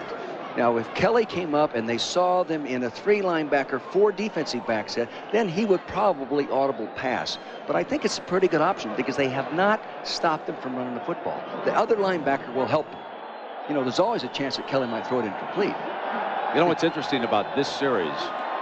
Starting with a 24-point lead, they quickly run 4 minutes off the clock, keeping 7 plays on the ground. Chris Singleton.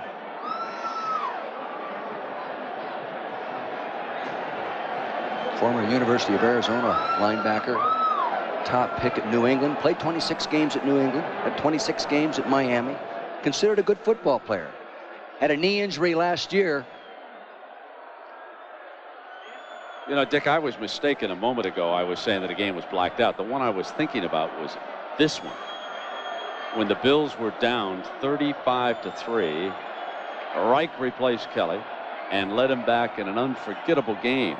Now they wait for the end around to develop, and Russell Copeland getting the carry and being run out by Michael Stewart. And Stewart with a few words to Copeland over there on the Dolphins sideline. The other thing, there was good defensive end penetration over there by Jeff Cross. He got upfield and made the play bowl back toward their own end zone, and that helped everybody else get there. And like you said, Michael Stewart then got over there. Good discipline, remained in his field position responsibility, and made the play.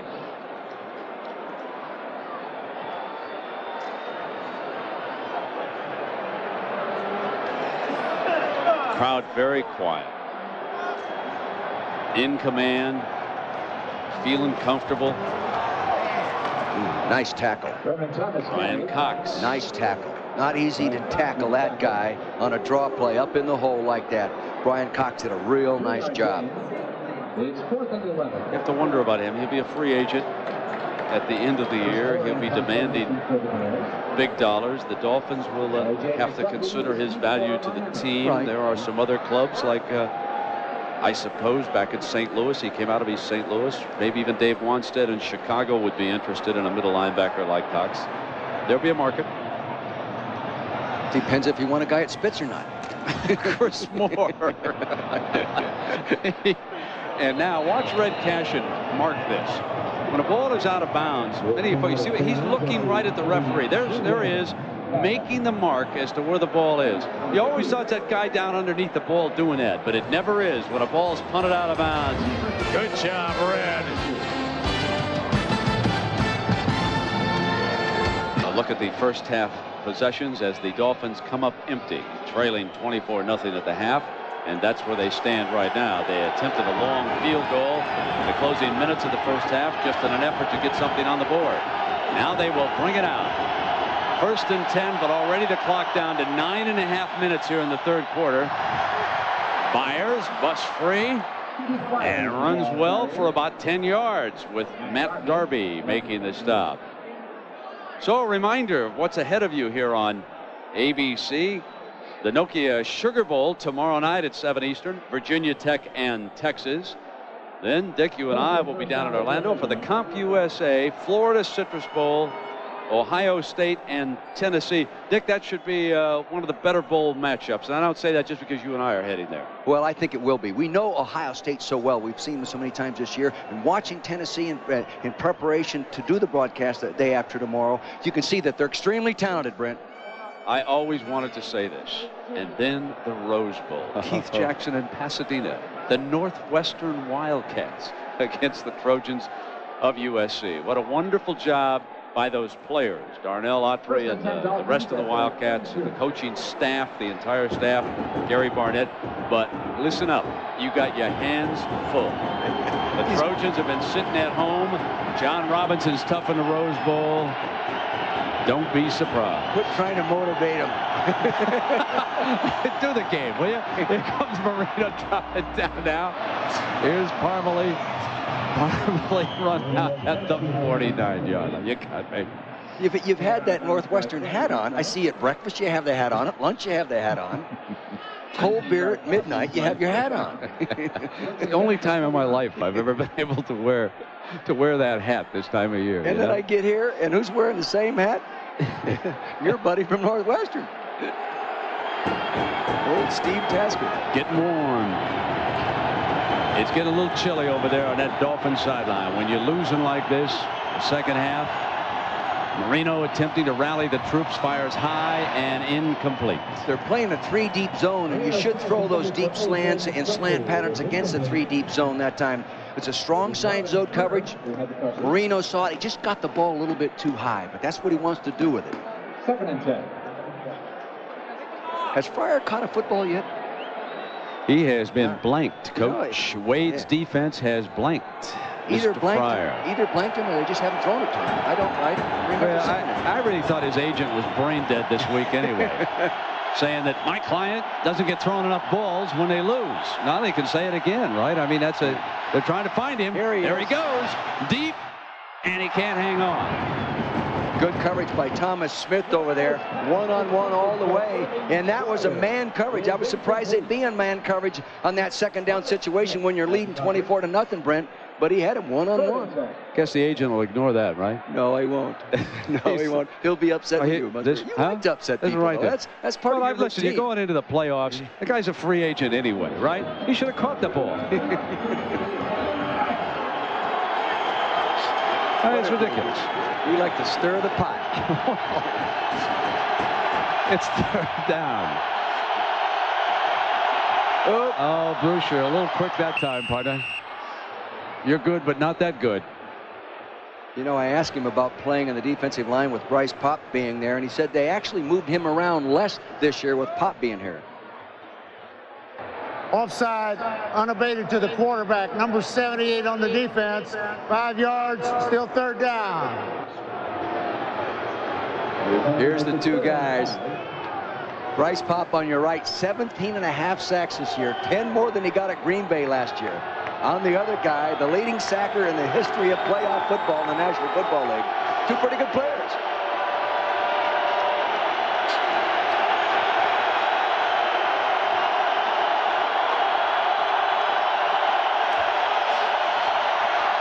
Marino, right, and Carter's got it on the ricochet. What great concentration. Phil Johnson with the interception on that side. First one of his career. What great concentration. 1-on-1 all the way from Mel Johnson. Jam him a little bit right there. Now he can't touch him again. He's going down. He looks back now at the right time, flicks it away, turns around, the ball's off his helmet, and he picks off his first career interception in the National Football League. So it was Phil Johnson with the pick. Top of the game, we showed you a graphic. Since they expanded the wild card portion of the NFL playoffs, the AFC teams, the wild card teams, are unbeaten at home. And that trend is continuing here with Kelly trying to get a little quiet down in this end of the field.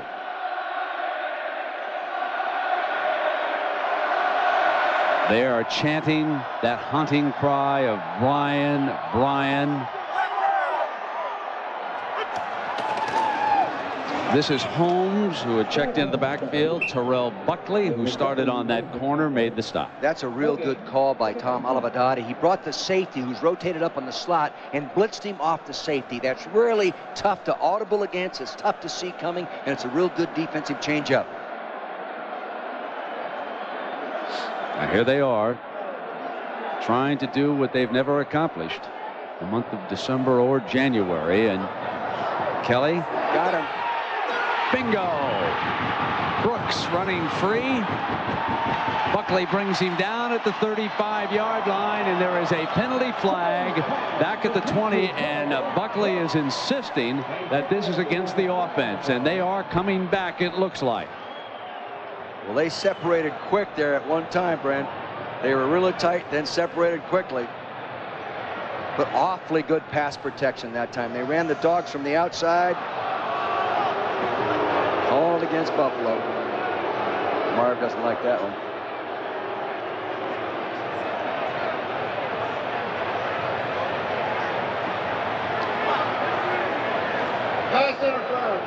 Billy Brooks in the slot, going out. Now he ran like a pick move right there. Yeah, that's an illegal play. Yeah, a pick move, I think they called, Brett. Let's see. He broke clean, but that's a chance you take when you're up playing man-to-man, too. Yeah, the other man made contact as he came through there on it. That Russell Copeland, I believe, was interchanging that time with Brooks, and the penalty was called as they came through. They picked the man off, and there was actual contact. You know, it's interesting that Buckley, who was, of course, attacked for his performance for the Packers down in Dallas, a week ago, he played very well in St. Louis.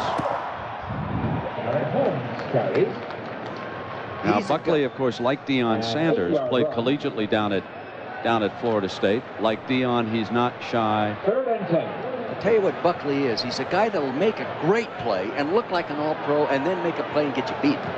You know, and you go after him. I don't think he's got great speed, but he has great confidence, so he plays like he has great speed.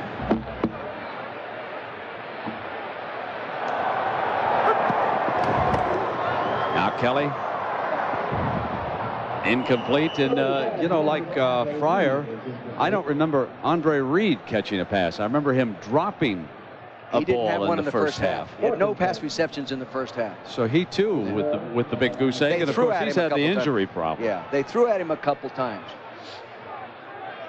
It's easier to double a guy when they put him in the slot too. When he's not in the slot, they've had the guy that's going to run the ball coming out of the slot. Now, Moore is punting, and McDuffie, if nothing else, should give Marino good attack position. Yeah. Moore is standing back on the Bills' 1-yard line.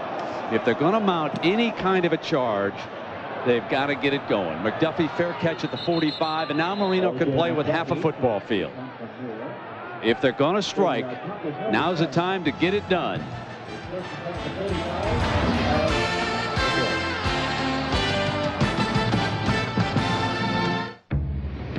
We were called an experiment. But what someone figured out is that there's something more important than machines if you want to make a good car. It's about people and giving them ownership in the product they're building. And if you have 8,000 people making the right decisions individually with the company and the car in mind, then you have 8,000 people that own that car. And every car that goes out. That's the way I feel.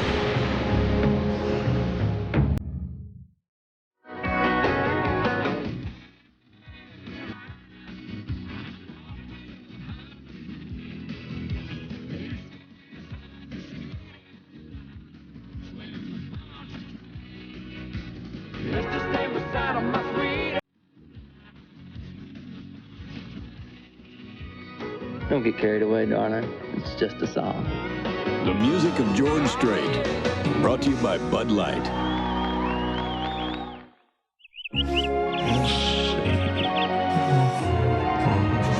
I don't think so.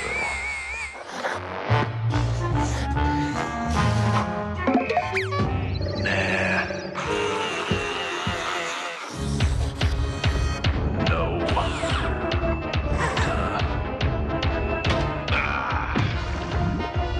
Still going. Long-lasting Energizer batteries keep going and going. Back at Rich Stadium, should old acquaintance be forgot? Well, this sign here kind of says it all. Miami, less spitting, more hitting. You know, he told me, Brian Cox, that he has a tattoo on his left arm that describes him. It says, Dr. Jekyll, Mr. Hyde. He admits he's kind of socially schizophrenic. Probably the team would like a little more anger today. Brent? Leslie, thank you. Now with Dan Marino standing back in the shotgun. 6:46 to go in the third, and the Dolphins behind 24-0. And Fryer working the near sideline at the 36-yard line. right now, Buffalo, with this lead, you would think they'd play zone. That time they were in a man coverage, had the strong safety playing man-to-man on Big Eric Green. So they rushed 5 and covered with 6. So they're still trying to get that pressure with either a 4-man or a 5-man rush. They flex Big Eric off the line. Now they show 2 deep, Brent. No, they're doubling weak side. Marino looks left side. McDuffie reaching back, incomplete. And McDuffie saying that he had it. You know, Marino read that perfectly. They showed him a 2 deep coverage, then they rolled the coverage weak and doubled Fryer, and he read it and went right back to the strong side. Nothing like being a great quarterback and reading coverages like that, because they did a good job of disguising it, but they didn't fool Dan Marino. You know, and he's got such strength in his arm. He can throw the ball into double coverage between people and throw the completed pass and get away with it. 3rd down and 1 for Marino and the Dolphins. High snap, Buffalo. Bryce Pop, the NFL's Defensive Player of the Year. Why would you be in a shotgun on 3rd and 1? That startles me a little bit. You're the coach, you tell me. I know. I probably have done it myself, but right there, I'll tell you, I wouldn't have done it. Look at that. Intercept the center snap. Nice going, Bryce. We'll be right back. He's the offensive coordinator. He interviewed for the job up at Philadelphia. He also has been an applicant for several college jobs, and again, he would like to move on and become a head coaching job. Now, let's go back to that 3rd and 1, Dick. There are a lot of fans who don't understand what you're talking about why the shotgun. First off, Miami's a real good 3rd and short running team and goal to go running team, you know, and to get in a shotgun and must have had something in game plan that they thought they could do, obviously, or they wouldn't have called it. But you leave yourself wide open for criticism when you make that kind of formation call on 3rd and 1. Especially when you just move, get the 1st down. Give it to Parmalee and get the 1 yard and keep going, huh? Well, you know, Parmalee is the #2 short yardage runner in football, or in the AFC. 12 of 14 times is successful. But game plan dictates many things. They're going to get that pick call again? Well, Brooks put it down, and it's they tried the same thing down at the 45-yard line. 3rd and 4. Miami defense has done a pretty good job in sudden change defensive situations. They've been confronted with that 32 times this year and only gave up 12 touchdowns. So here they are at the top of the screen. You'll see they're going to look like they're going to try to rub people off right there, but he slips underneath them. See, that time he wasn't up in tight bump and run. Yeah, there wasn't. Oh, they were trying to do her. They didn't get the contact that they wanted to rub him off that time. And Kelly fires complete to Thurman. And Thomas to the 43-yard line. 1st down, Buffalo. See, they're trying to change up that time. They brought Cox as an outside rusher on the other side. They were man-to-man in there, and then they got the ball to the right guy. Kelly is so in command of what's going on. You just can't fool him. See, he knows where he's going with the football. See, Thomas pushes inside, then breaks to the outside. That gives him that cushion to the outside. You see the defender chasing him like that. Good job.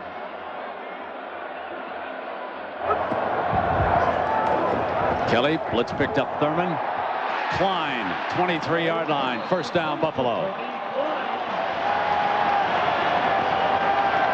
They took a chance, brought the coverage man off the slot and blitzed him, and Thurman did a real nice job of picking up. He's caught the ball, he's run the ball, and now he pass protects for Kelly from the right side of your screen. Here comes the blitz. Pow! Number 30. Good technique. Sinks the butt. Uses his hands properly. Uses his shoulder pads. Good coaching there by Elijah Pitts. Counter. Thomas sealed up. Cox coming through. Tonight on ABC, New Year's weekend starts with the Jeff Foxworthy Show, and maybe this time, then no holiday is complete without an Ernest movie. So the network premiere of Ernest rides again tonight right here on ABC. That mouth is almost big enough to be a sportscaster. So it's second down and 12 for Kelly. Thomas And Beavers to the 10. See, they got in a triple formation, 3 receivers to one side, Brent. Take the running back out the backside away from that. Put him on Aubrey Beavers, number 53, as a linebacker on him. It's a mismatch. To the left side of your screen, you'll see him check out, crossover. Here he comes right in the middle. They throw him the ball, 1-on-1 against the linebacker. Everybody to the right of the screen is pushed out of there in man coverage with 3 receivers going down and cleaning out that area. It's stealing out here. From behind Atkins.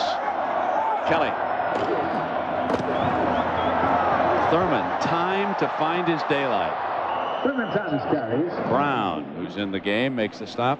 Good defensive penetration that time by the defensive right tackle. Got some movement upfield and forced him to make a move in his own backfield, rather right at the point of attack. Good defensive play that time.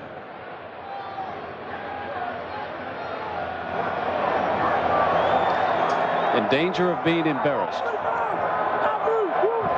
Now Kelly.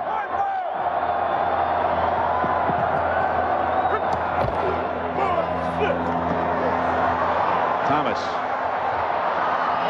steps out at the 9. Good defense here, though. They strung it out properly that time, Brad. And Michael Stewart, the strong safety, came up there, and they had the backside guard and tackle out in front of that. They kept it moving to the sideline, and Stewart did just as he's coached to do by the defensive secondary coach Mel Phillips, to fill that inside out and get your pads on him. That was well done. Holmes enters the game, number 44.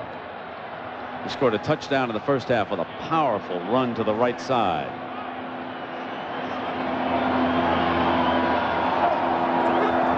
Blitz. Here's Holmes to the 5-yard line, where it'll be 4th down. Well, he explodes out of that stance. Yes, he does. He shows real acceleration. Now he's 6 foot, 226 pounds. He was originally a receiver in junior college, Pasadena City College, all the way from Northern California. Obviously not highly recruited. Ends up at Portland State. Here he is, going to play in the playoffs in the National Football League. Tasker, who is not going to play as wide receiver because of the hamstring pull, will hold here for Christie. This is a 23-yard field goal attempt. Christie has performed well for the kicking team today, and he does again here, putting another 3 on the board. It's a 27-point mountain for the Miami Dolphins. The first round of the NFL playoffs. This team unbeaten in this arena come playoff time.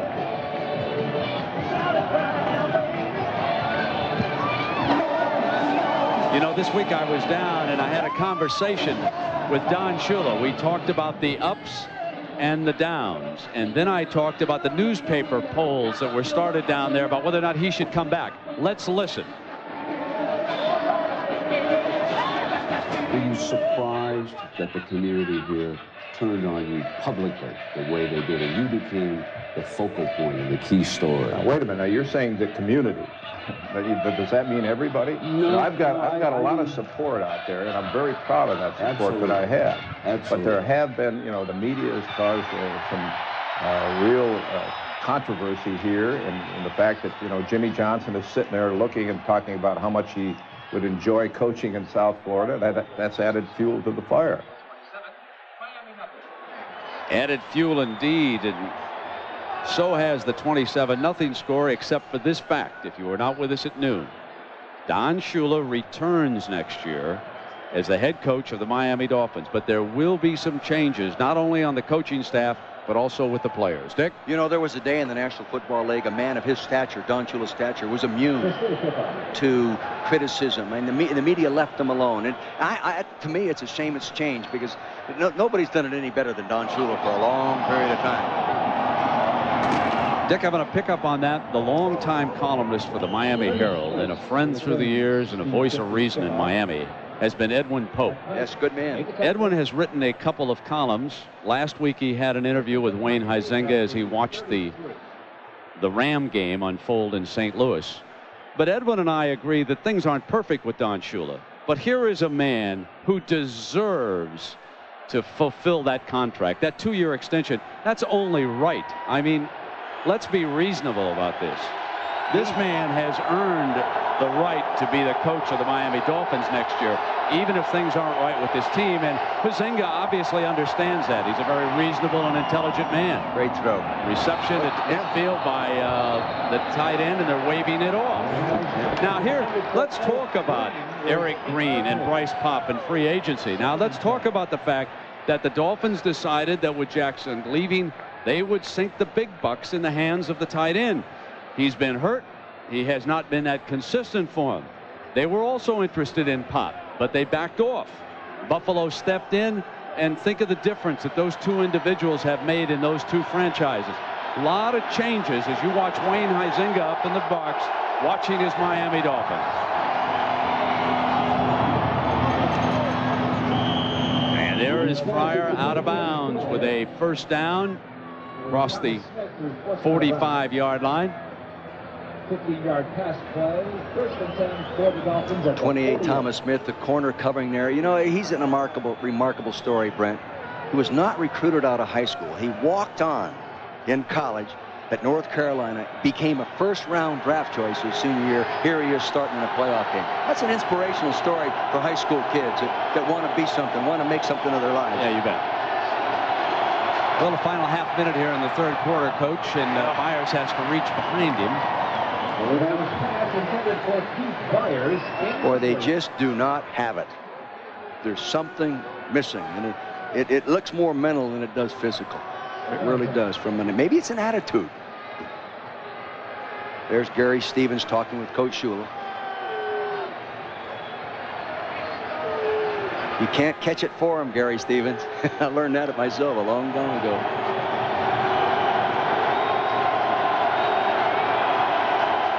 They're showing a two-deep coverage, Brent. Fire! McDuffie's got it. McDuffie to the 21-yard line, and a first down for the Dolphins as Dan Marino tries to breathe a little fire in this team. 31 yards. What a beautiful throw. They're up there tight, man to man, but now he is back. 27 is backed up. Kenny Urban is backed by a safety going down the hole. The safety just doesn't get there quick enough to help him.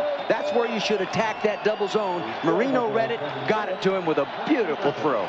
You see Darby trying to knock it out. We'll be back with the final 15 between the Miami Dolphins and the Buffalo Bills after this word from our ABC station. I want you to meet a class act in the National Football League. Ralph Wilson, the owner of the Buffalo Bills. When you listen to him, he is the voice of reason around this league. He was here from the original days of the old American Football League. He's a man who has patience, suffered through those early years. Well, actually, they were pretty successful in the 60s for a while, struggled in the 70s. Now the team is back on top, McDuffie. But consider that a team that lost 4 consecutive Super Bowls. He didn't rant and rave. He didn't go and make big changes. Marv Levy's still in charge, upgraded the facility. If any owner deserves to go into the Hall of Fame this year, it is Ralph Wilson. No question. I had lunch with him the other day when we got in here on Thursday, and he made a great comment talking about the National Football League. He said it used to be about tradition and loyalty, and that has changed, and that's not good. Here is Byers as the Dolphins will attempt to get on that scoreboard quickly here in the fourth quarter. Byers has those great big hands. I don't know if he's ever dropped the ball. Probably has in his career. He's never been the running back everybody thought he would. I've always thought he played a little bit too heavy. I think he ought to be about a 240-pound player rather than a 253 or 55-pound player. No question about his hands. Fire! Knocked away beautifully by Smith. Tommy Smith. Well, he led the team coming in here with 16 passes knocked down. There's his 17th. Playing with real confidence. #1 pick in '93. Can't throw it much better than that either. Marino concentrating. Sam, he lets that thing go, coming right at it. Right, everything legal. That right hand just strips the ball. Knocked it away from a pretty darn good receiver in Gary Clark.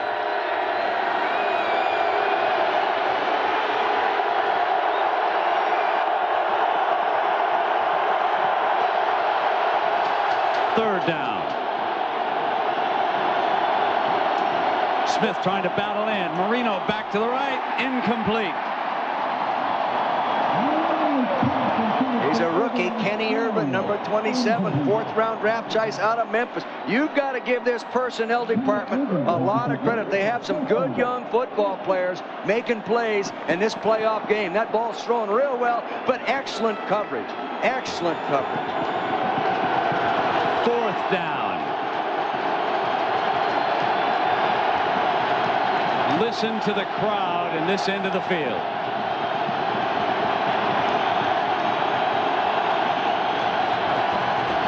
Marino's got one. McDuffie. Brought him in motion, crossed the formation, went out, then came back underneath. They gave him time to throw it, set up properly, just nailed it. Well done. Well executed offensive play. You know, coaches take the blame many times on bad plays. This is a well-conceived, well-designed offensive play. They ought to get the credit for the design of that one. Well done. Stoyanovich.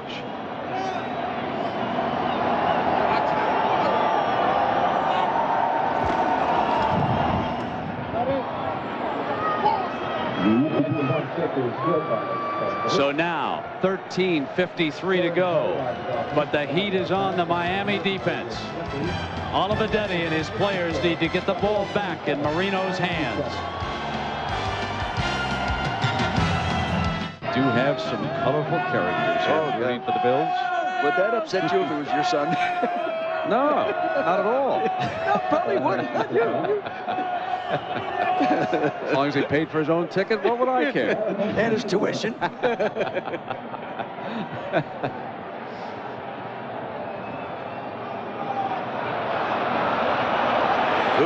of bounds, and what a mistake. What a mistake to make at that time when you're trying to battle back. Bring that ball up to the 40-yard line. Oh, brother. Oh. Taking a look at the stats, total domination. At halftime, Miami had 15 minutes time of possession. Look at this right here. 2 minutes and 59 seconds time of possession in the third quarter. Total domination in yards here, 240 to rushing to 62 total yards. Hey, it's been Buffalo all the way. Stats don't tell us anything. Now the Bills get the ball at the 40-yard line. Wow. Coming out. They get to go to work on the clock. The Dolphins have not sealed him up. 27-7. Derek Holmes into that backfield. Fake by Kelly. Right deep. Brooks incomplete, and he was well covered by Buckley. I'll tell you, Buckley really recovered on that because he went in motion, Brooks did, and then came out of the motion and went back, and he was able to recover. He's coming in motion here. He's man-to-man here. He'll come in and then come back, and Buckley recovers and picks him up. Say, he said, holy mackerel. He just waited a little too long to throw the ball, and the safety couldn't get there. But he had him if he'd have thrown it quicker. On second down, Holmes behind the left side of the offensive line. I want to talk about the rookie offensive lineman Brown of the Bills for a moment, Dick, because Bruce Smith is so proud of the fact that this young man has a brother who plays at Virginia Tech, who we're going to see in the Nokia Sugar Bowl tomorrow night. He's an outstanding defensive player, but this young man who played at Pittsburgh, and this is the only rookie in the history of Marv Levy's tenure to start all 16 games as a rookie. Now that is some record, especially for an offensive lineman. And they think the guy is going to be a great player. I mean a real, true, solid football player. And I watched him in game tapes here, and I watched him on the coaches' tapes, interwoven sideline and end zone. And he is a man. He is a load. He has real good balance and mobility for a 304-pounder, and he's just a puppy. He's very, very young. He's, I think, one of the youngest starting defensive linemen in the National Football League right now. Well, the Dolphins quickly get 3 and out. Good stand for them defensively. 13-12. They're going to get the ball back into Marino's hands, apparently. Moore with a nice high punt. Nice punt. McDuffie will let it go toward the end zone, and it's in. It'll come out on the 20-yard line. So it's 56 yards, but now Marino, 80 yards. He's got 13 minutes to work with. He's not out of it, folks. You know, Dick, in some ways, that was the most impressive defensive stand of the game. In less than a minute, the Dolphins get the ball back into Marino's hands. Right, and, you know, it's starting at the 40-yard line. You'd think Buffalo would be all fired up to go ahead and just move it, at least for the field goal. But they, like you said, the defense stepped up and got it done. Now from behind Marino, and that inside pitch off the shotgun to Byers, and you can see him run down by Smith. Bruce Smith is an interesting story because if you talk to Marv Levy and you talk to Ralph Wilson, and if you talk to Bruce himself, as we did, he was pretty immature when he first came in here to Buffalo. He's grown up a lot, has a young son and a wife, and very close family man here now. And Marino with time fires. McDuffie's wide open in the middle, and McDuffie to the lateral, and Kirby fumble, and the Dolphins have got it on the far side, out of bounds. You know, that was a hook and a couple of laterals, folks. Who did a nice job on that was the offensive left guard. Keith Sims came out and picked up right here, came out and got a real good pickup block that he needed. Bang! Good job. That's a good job by Keith Sims. That allowed Marino the time to get that ball down in that zone. Did you see McDuffie pick him up? Then they tried to get it to Fryer's hands, and now it's a first down for the Dolphins. 12-11. The crowd rising and trying to get back in, trying to make it tough. And there's movement. In the neutral zone, I'm pretty sure, unless an offensive lineman moved. Yeah, I think he did. Huh? Yep. Andrew before the snap, false start, number 68 on the offense, 5 yards, still first down.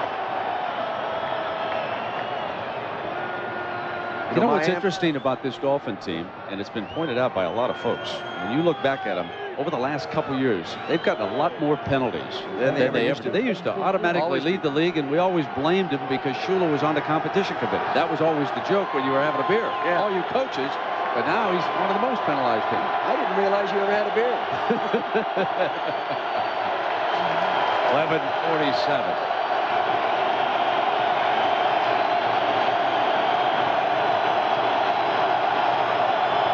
Marino. Middle by Fryer. He was running before he caught it. Hit him right in the chest, and he took off, and he was going to run and make a 100-yard gain with that thing, and he dropped it. Experienced wide receiver. You know, Brian Popp is the guy we haven't heard much from. Coming out of a two-point stance. This time it's Billy Miller on him, and he comes back to the inside, and a good job of switching and picking up by Andrew Green. That's why we haven't heard much from Brian Popp.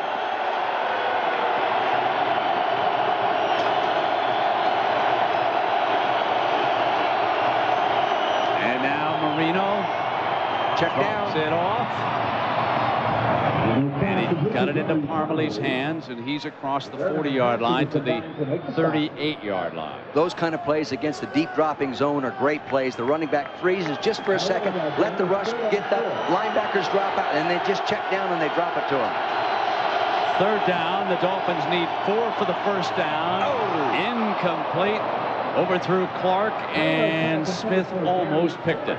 And now the Dolphins come down to 4th down and the season. It looks like Thomas Smith is nursing an elbow or a shoulder. He got up, he's walking around, but he's hurting a little bit. Miami's got to come up with it. If anybody can come up with a play, Marino can. But he's going to need help.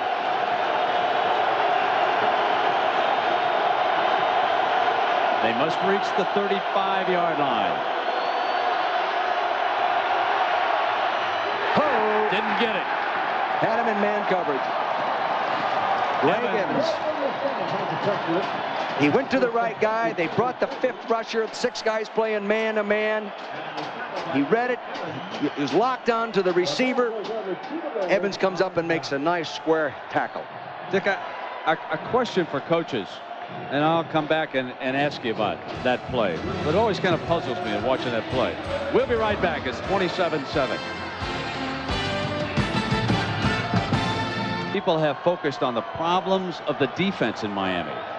But in watching this game, you got to wonder about execution on offense, picking up blitzes, blitz control, people sliding at the line of scrimmage, receivers busting it off. different things like that, and Thurman Thomas running wild. Well, let's go back to that offensive situation over there as to what happened. I mean, blitzers have been able to come free against Marino. Well, it looked like Marino was upset that he had to dump the ball off quickly there because nobody picked up the inside rush guy, and he seemed to be upset. It's hard to read what was on his mind this distance, you know, and see what he was saying, but I kind of believe that was what it was. Take a look at that last play. Here we are right now. They got 4 down linemen and a rusher right here. See, here comes the rusher. Freeze it right there. Freeze it. See, here's the rusher that no one picked up. Yeah, we'll come back to that in a moment right after we watch this snap. I'll tell you who's doing a nice job out of the I formation you don't see often is Tinsdale there, a little 33, the fullback. Now, you're saying that Marino is concerned about what's happening in the offensive line up front, that's his primary problem, or that the receivers aren't busting it off when they read it? No, you don't know what's coached on that play, but no one picked up the linebacker. Now, either the line didn't slide to pick him up, or a running back didn't pick him up, or he's a hot receiver read, and you dump it off if he does come. It could be any one of those 3 things, Brent, but you don't know unless you're in the huddle. But Marino knew, but somebody else didn't know. So it is 2nd down and 6, and the Bills work it. The Canadian Flash breaks open.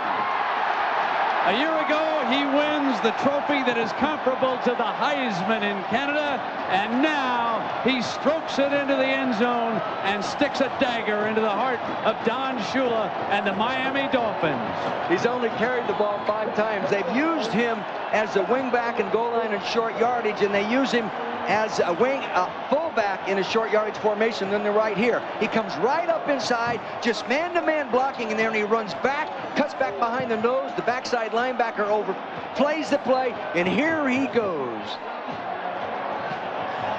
Woo! There's another guy, West Ontario, free agent at 94. Give the personnel department credit. I can just see Coach Cower and the rest of those assistants getting another reel of the Buffalo tapes.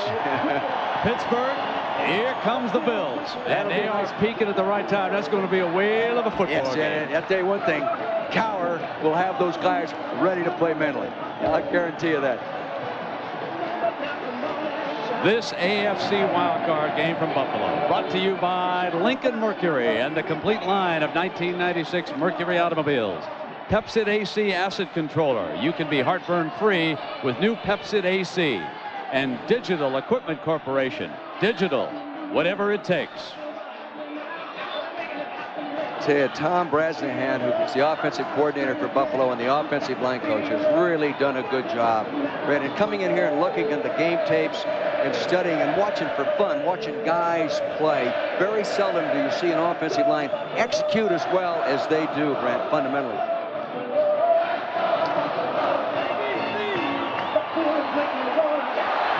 Here they come, low angle here, reach back now, that gets the flow moving to the right. Now he reads it, see, and he cuts back and he gets underneath John Fina, 70, the block right there, and a good block by Rupert Brown, 79, and there's the crease he needed. Defense up, playing tight, he's in between the safeties, touchdown. Look at that guy. And he's not a giant either. 5'11", 220. Used to playing in the cold.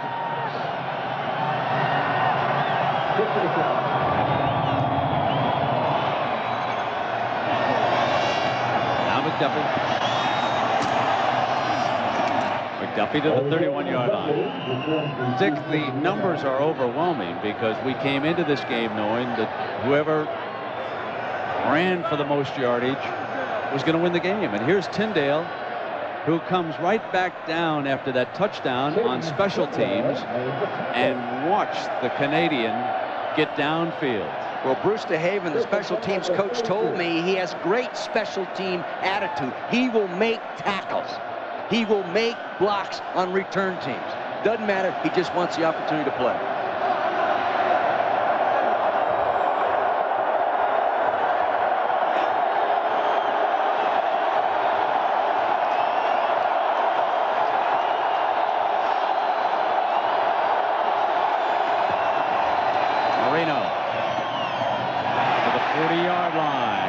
McDuffie is defended by Irvin. Real good job by the offensive line of stunt pickup inside. They moved big Bruce Smith over his left defensive tackle and tilted him, then stunted him around, and the offensive line passed him off and picked it up perfectly.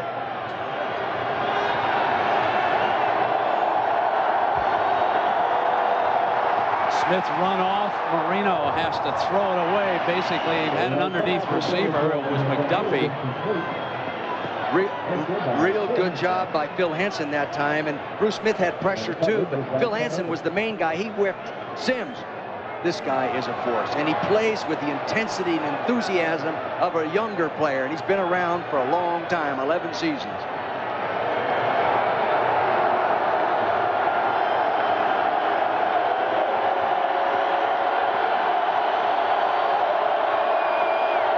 Third and 1. And they keep it alive by putting the ball in the hands of number 89, Randall Hill. And he's their speed guy. Randall, thrill the hill guy.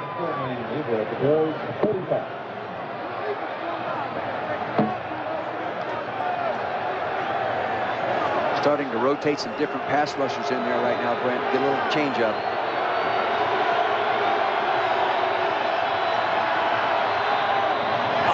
Incomplete.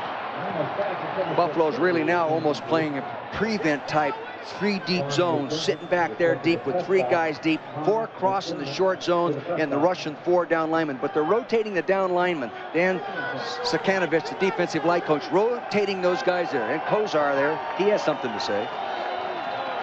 He's thrown a few touchdowns in his day too, hasn't he? And as most of you know, he of course is connected with Dan Marino, so he calls the plays in with that headset. He's been known to change a play or two along the way, but he won't take credit for this debacle. Marino, it's embarrassing. It is not their day. It is not their day. I don't know how many they've dropped, but they've dropped a number of them. And they got the kind of coverage they want. Loose zone, you know, boom, just dink it, run up underneath that coverage, make the first downs. Can't make the first down without the ball in your hand. Marv likes it. He likes it. Don doesn't like it. And neither does Gary Stevens. Now on 3rd and 10. Still playing zone. No, diving attempt, but incomplete. And that was the free safety, Matt Darby. Yeah, under pressure. Pretty much sums it up, huh? Yeah, it's an old Harvard expression. Yeah. I'll tell you, when you know how good and how respected a quarterback is when you talk to his retired teammates. Like we ran into Bob Baumhauer down in Alabama that day, Tuscaloosa. What did he say about Marino? The best ever, he said. Best ever.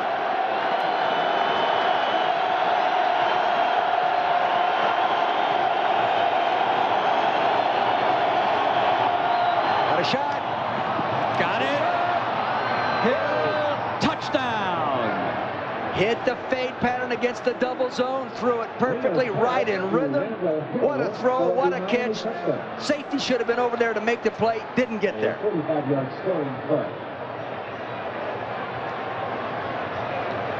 It's going to go right down the sideline. They'll be rolled up on him tight. You see to the left top of your screen, the male number 39 lets him go inside, and the safety's got to get there. He doesn't get there. Poor angle.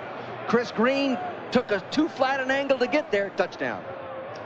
You know, when Johnson is limping off the field, they're getting a little too nicked up in that defensive backfield as they prepare to head on into Pittsburgh. You don't want to go to Pittsburgh banged up because you're going to leave there banged up.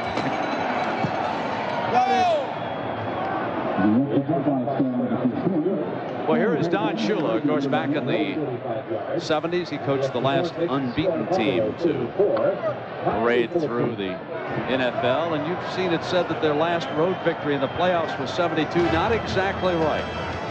Somebody must have thought this was a neutral site. 74. And a Super Bowl victory in Houston, it was Larry Zonka and the Dolphins. Consider that great Dolphin era They used to run the ball and pound it out by the great offensive line. Shula changed things behind Dan Marino. And this year, with a 2-year contract, he wanted to take one more shot at getting to a Super Bowl. And it has not been the kind of season that the organization expected when they spent better than $12 million on free agents and contract extensions. This was the kind of thing that they sought. Beautiful throw. You just can't do it any better. 19 first-round draft choice on this roster right now that we're watching Miami Dolphins play. 19 first-round picks. So there's some talent. Most any team in the National Football League. Tell you, the trouble is someone's always going to take the blame. Someone's always at fault when you don't quite reach expectations.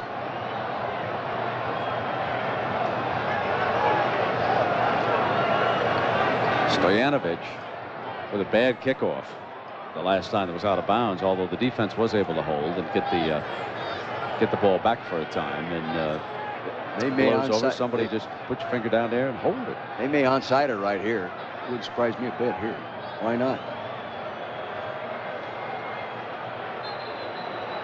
He's setting up to do it, Brent.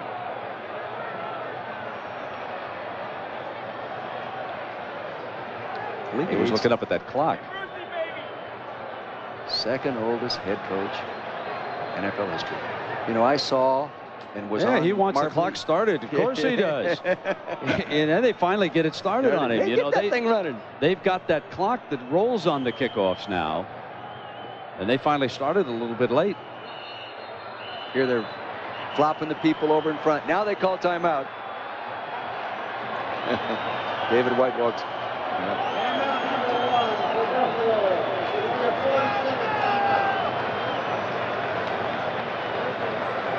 Tom McDermott reports to the press box. Barry Sanders and the Detroit Lions are coming up next against Ricky Waters and the Philadelphia Eagles. It'll be the Lions and the Eagles at the vet. The Lions, the hottest team in the league, a 7-game winning streak.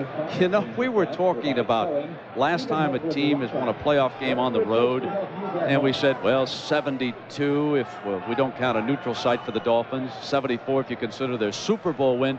Folks, for the Detroit Lions, you got to go back to like 1957. I mean, I think Bobby Lane winging them for the Lions the last time that team ever won a game on the road in the playoffs.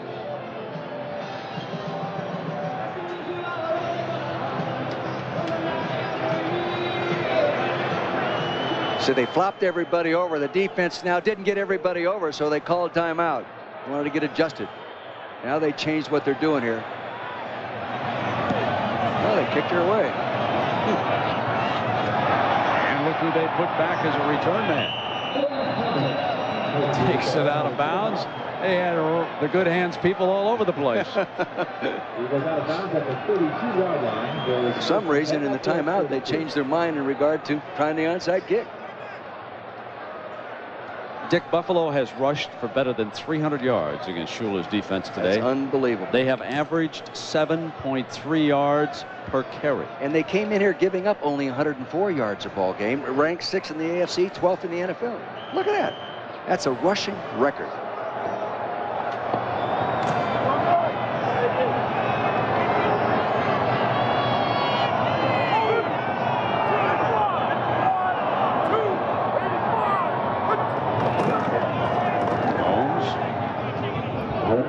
And the clock inside of 8 minutes. Normally with Kelly at quarterback, you would never see him in a 2-back attack. He just does not like it. The other day after Thursday practice, he called his own offensive meeting. Some guys tried to sneak out and get to the parking lot. He went out and rounded them up and brought them back in, and he came into Jim Schaffner's office later, and I was sitting in there. He was complaining about it, and Jim Schaffner says, well, now you know what it is to be a coach. But he has his own meetings on Thursday and goes through the game plan with his players, and it's very much a leader of this organization.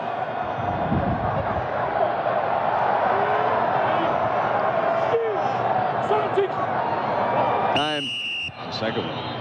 And speaking of Kelly, what you really want for an organization is you want a head coach who can take courses at Harvard, as Marv Levy did, and a quarterback who will pay for the beer when he goes out with the offensive line, as Kelly will do. Now, if I was running the franchise, that would be the two things I'd want. Okay, right? They would go from there.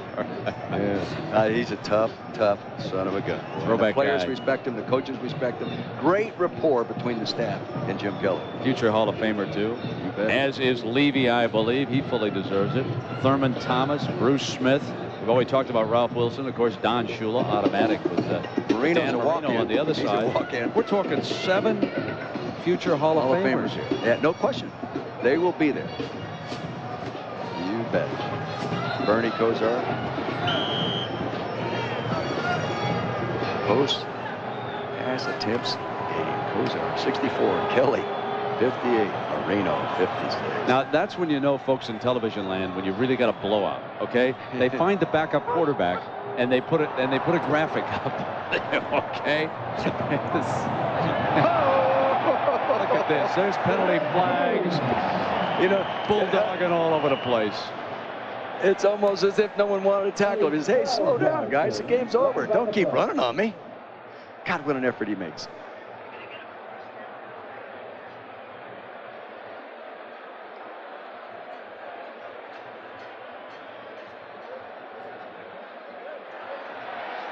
Boy, Kelly was applauding. Yeah. You would think that this one's going against the Dolphins. I thought the offense moved early, but I guess not. Well, both of them. Only going to take one of them.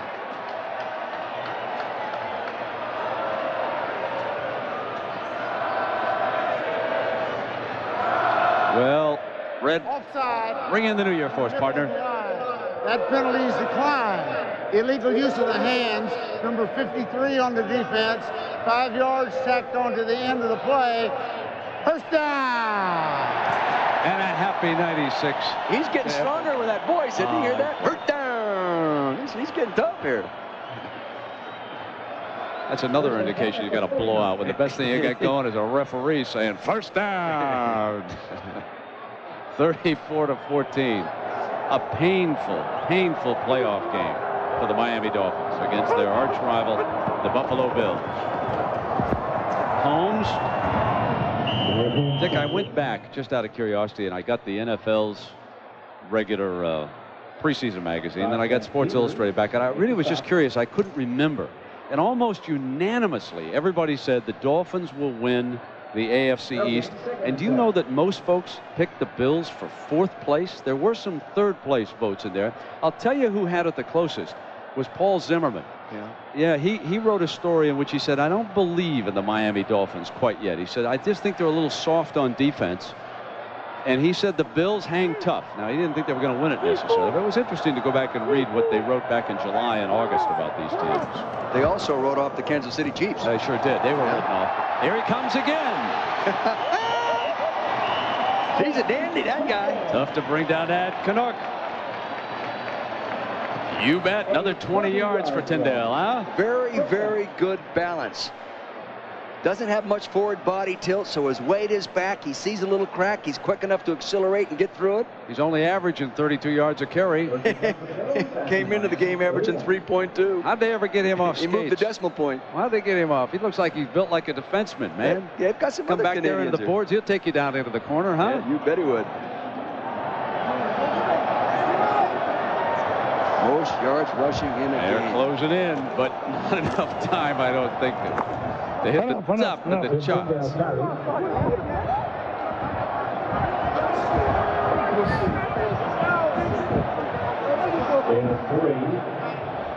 .525, and for Miami, it can't move fast enough. Trailing by 20 points, and the Bills banging on them. And here comes the chant. Just listen. This is for Brian Cox.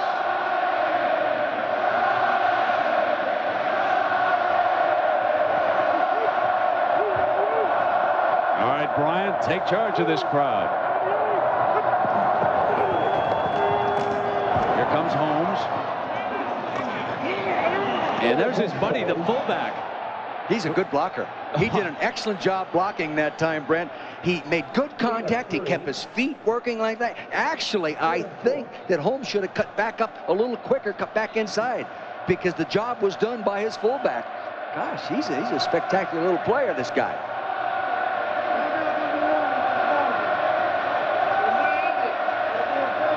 Take a look at this now as they come to the right side of your screen. You'll see him making contact right there, and good block by Brown, number 79. But right here, boy, he's doing a real good job staying with it on Beavers, number 53.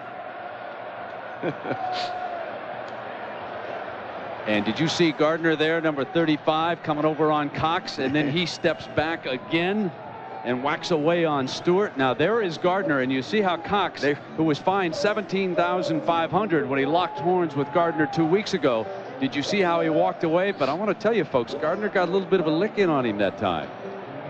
Hey, that's a lot of money, Coach. Even the amount of money this guy's making, that's still a lot of money. Deserved it.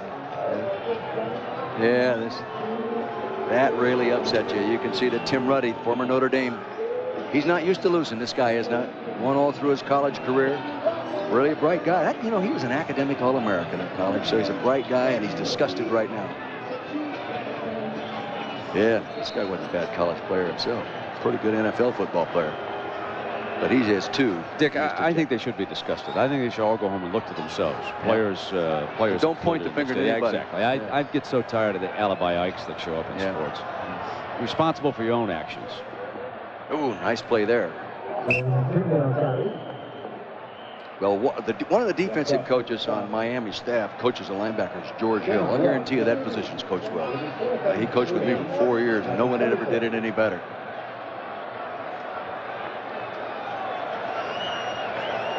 Something missing.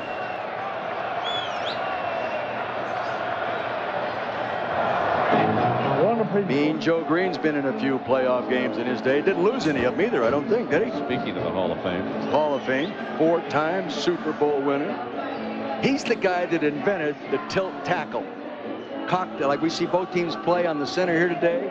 I think he was one of the first guys that ever lined up that way. In fact, I can remember preparing a game plan, and I saw him lined up like that. I said, you can't line up like that. And heck, he could. He could line up any way he wanted to. He was a man's man, that guy. Disgusted right now. Well, you can only imagine the thoughts that are going through the heads of the coaches over there with the Dolphins as well as the players, because obviously there's going to be some major changes within that staff.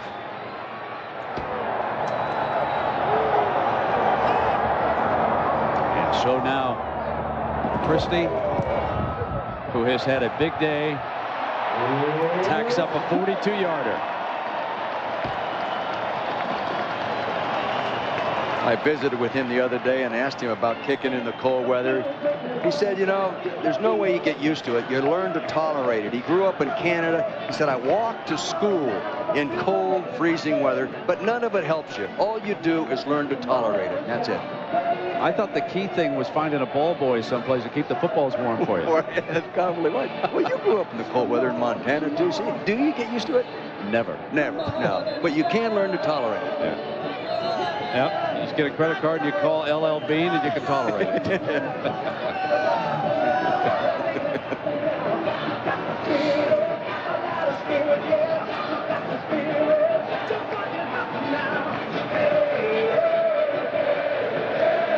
How about that character, huh?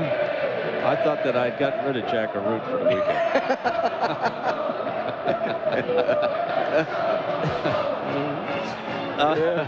Where's my pizza?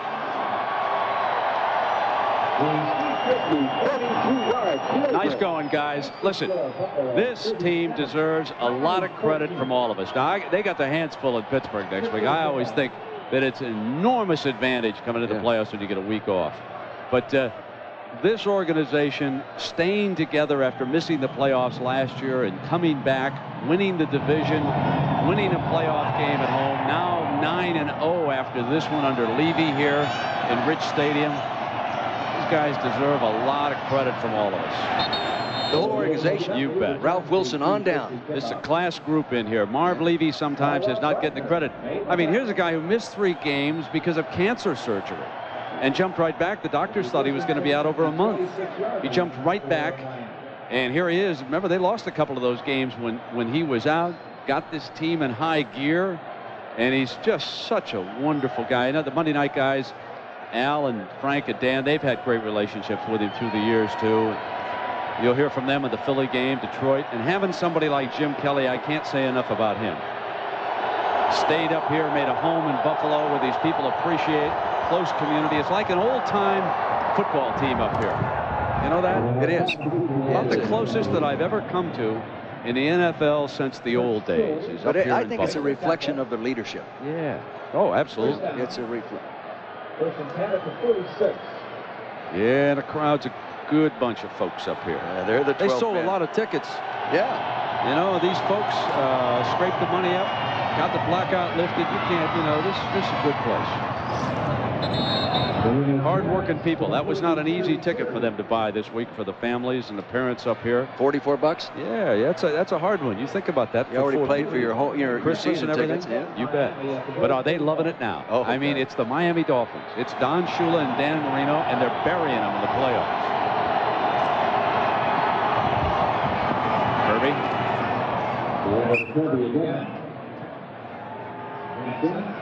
That's Hansen, who was a pass rusher as a defensive tackle. That shows you something. Rushes a passer, the ball is thrown, wheels around, and gets involved in the tackle.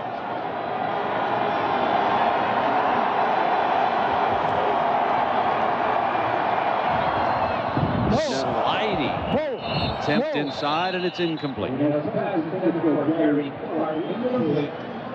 Gary Clark knows how to catch a football. Can you imagine catching 700 balls? That's a lot of. I wonder what his hands look like. They've got to be all knurled. Huh?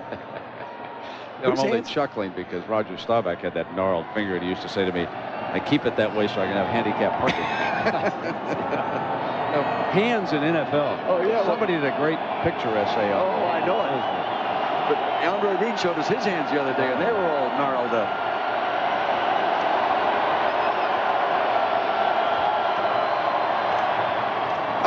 What a stick over there on that side by Darby. Yeah. Matt Darby, the UCLA guy, came up and hit. But they still get a first down out of it, Coach.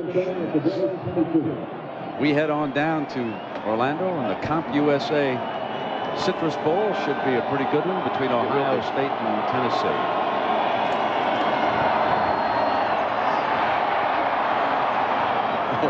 That time, Richmond Webb did a real good job. Bruce Smith went upfield, then tried to go underneath Webb, and Webb just took him and threw him to the ground. That was a real nice job by Richmond.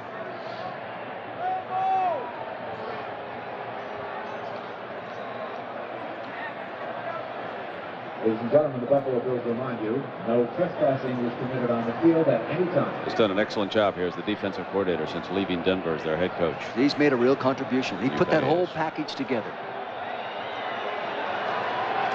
Also, whoever scouts and picks out players knows how to pick good character.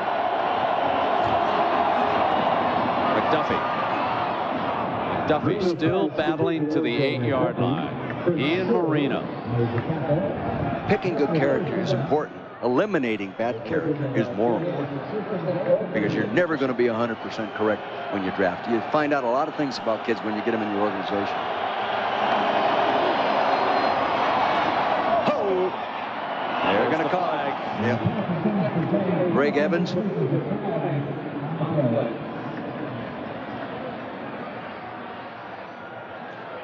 They tried to run that inside slant pattern into the end zone there, and Evans, 41, was locked up on him. Pass interference, number 41 on the defense, in the end zone. The ball. Here they go right here. Now he's going to make a move right here, freeze it right here. You'll see him coming back to the inside right here. See, there, and he locks home, and he locks onto him right there. Right there. The official was right on top of that. Bruce Smith checks back into that defensive line, and he gets right down at the nose. Oh, inside there. Wow. Kirby for the touchdown. You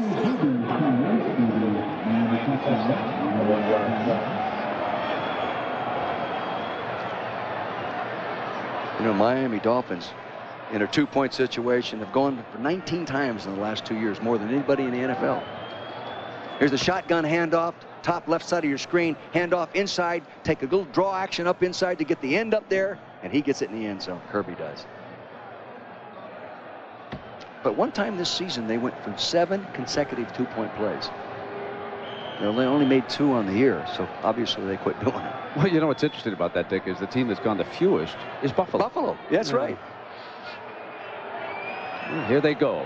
And unlike the college, which uses the 3, they use the 2 in the NFL, and you'd think they would have a higher rate of success than they do, but the defenses are so good. Smith with a quick start pass. They've got it this time. They hit O.J. McDuffie for the deuce. Clever. It was a follow route. Run the route inside, then another one follow him. It's hard to hover that type of thing.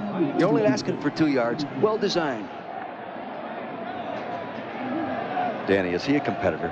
Is he a competitor? As I was saying, Brent, remember talking to Bob Baumhauer when he talked about Dan Marino? He said, I love that guy. Never played with a better guy. Don't ever play golf for money against him. Really? Okay. Don't. Especially with my backswing.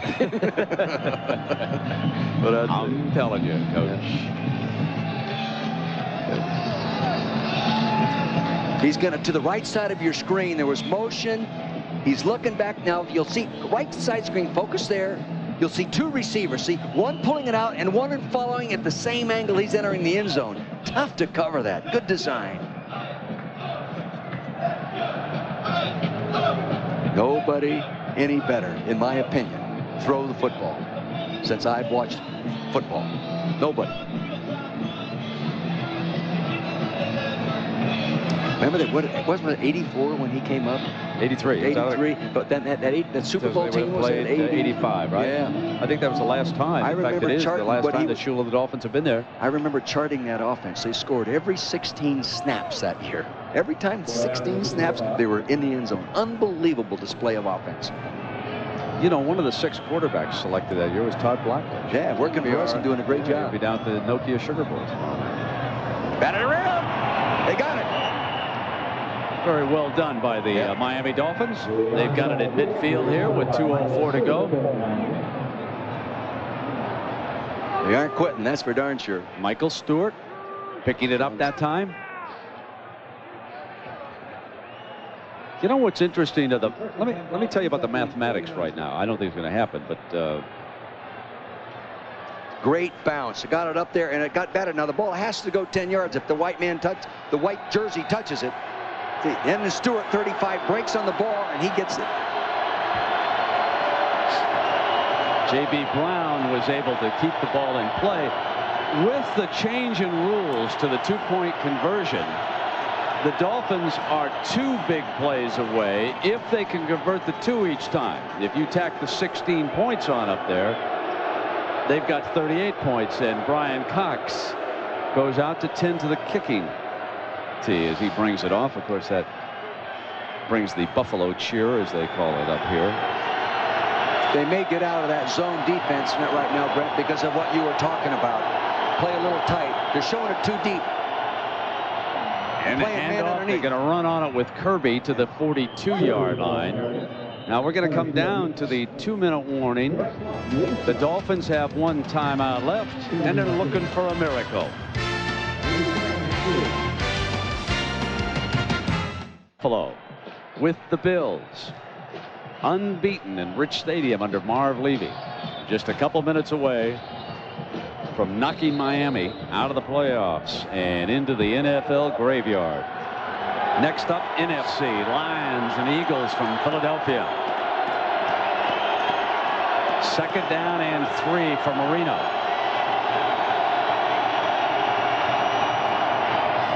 Hard the right sideline, intercepted. That'll do it. They went after the same coverage with the same pattern that they scored the touchdown on, Brent.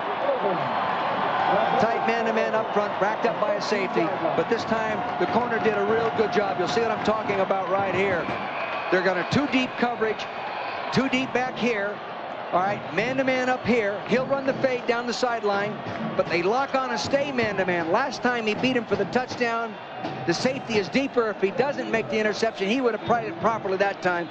A real good job of playing defense by Kenny Irvin, number 27. See, hit him. He knows he has help. He's looking back. The ball's coming down there. Real good job. The ball wasn't thrown quite far up in front, but the safety was there to protect it.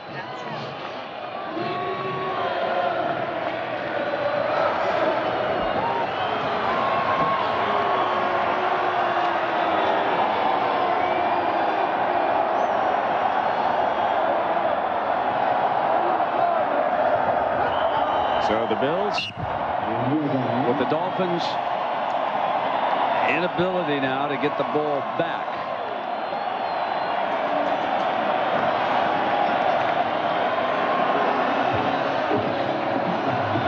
So there it is.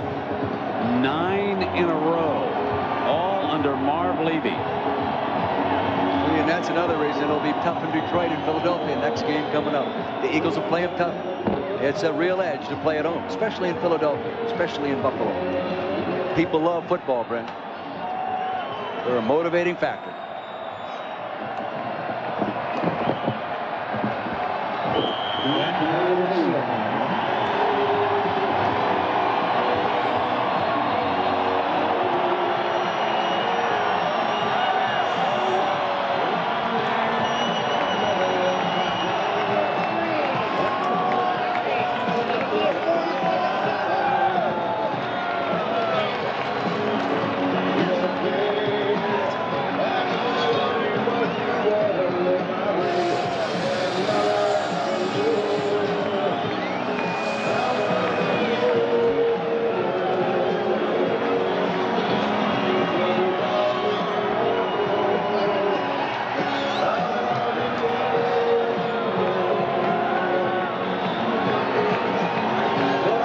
That's next, Dick. Yeah, I don't. The quarterback's got to come up with a play now. Rodney Peete has to play like a pro quarterback. He staggered badly in the last few ball games. They've run the ball real well with Ricky Watters. They've played some pretty good defense, but they've got to throw the ball to win in the playoff games.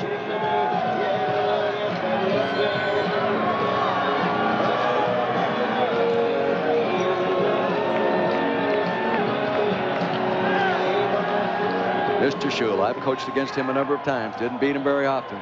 You better show up prepared. Because you beat him once in the regular season, twice if you count preseason. You were a 500 coach against him, not bad. Well, thank you for doing your homework. He beat me a few more times in the preseason, though. You don't know about it. I'm not talking about it.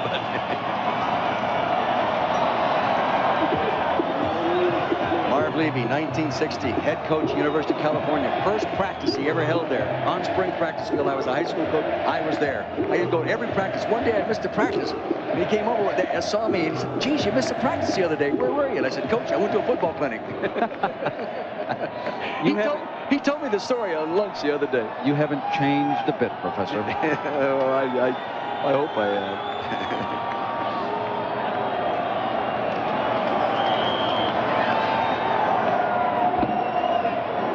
Timeout number 3 for Buffalo.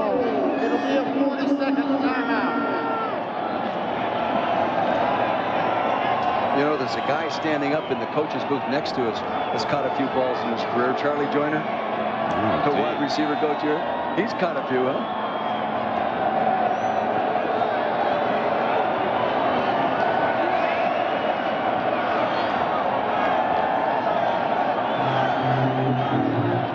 There's Charlie right there. Caught a few. Now he's coaching him how to do the same thing that he did. Nice man. He is a legend.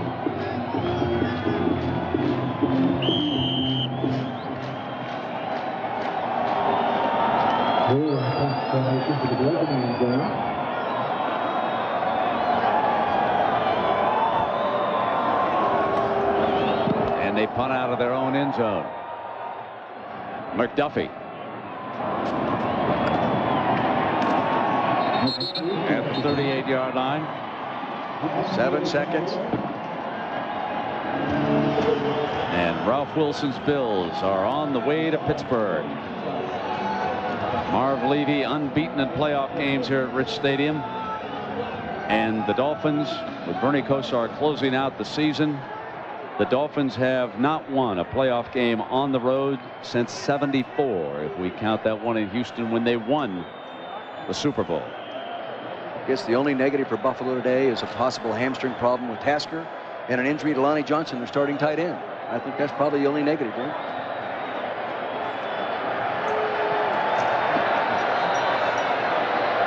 And now in the playoffs, the Bills have beaten the Dolphins 3 straight times, and I believe Smith caused Webb to pull out of there. But here comes Kirby at any rate.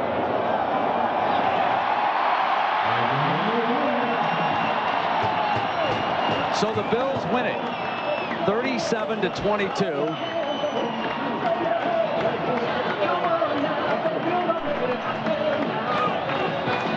And the Bills, let's go to Leslie.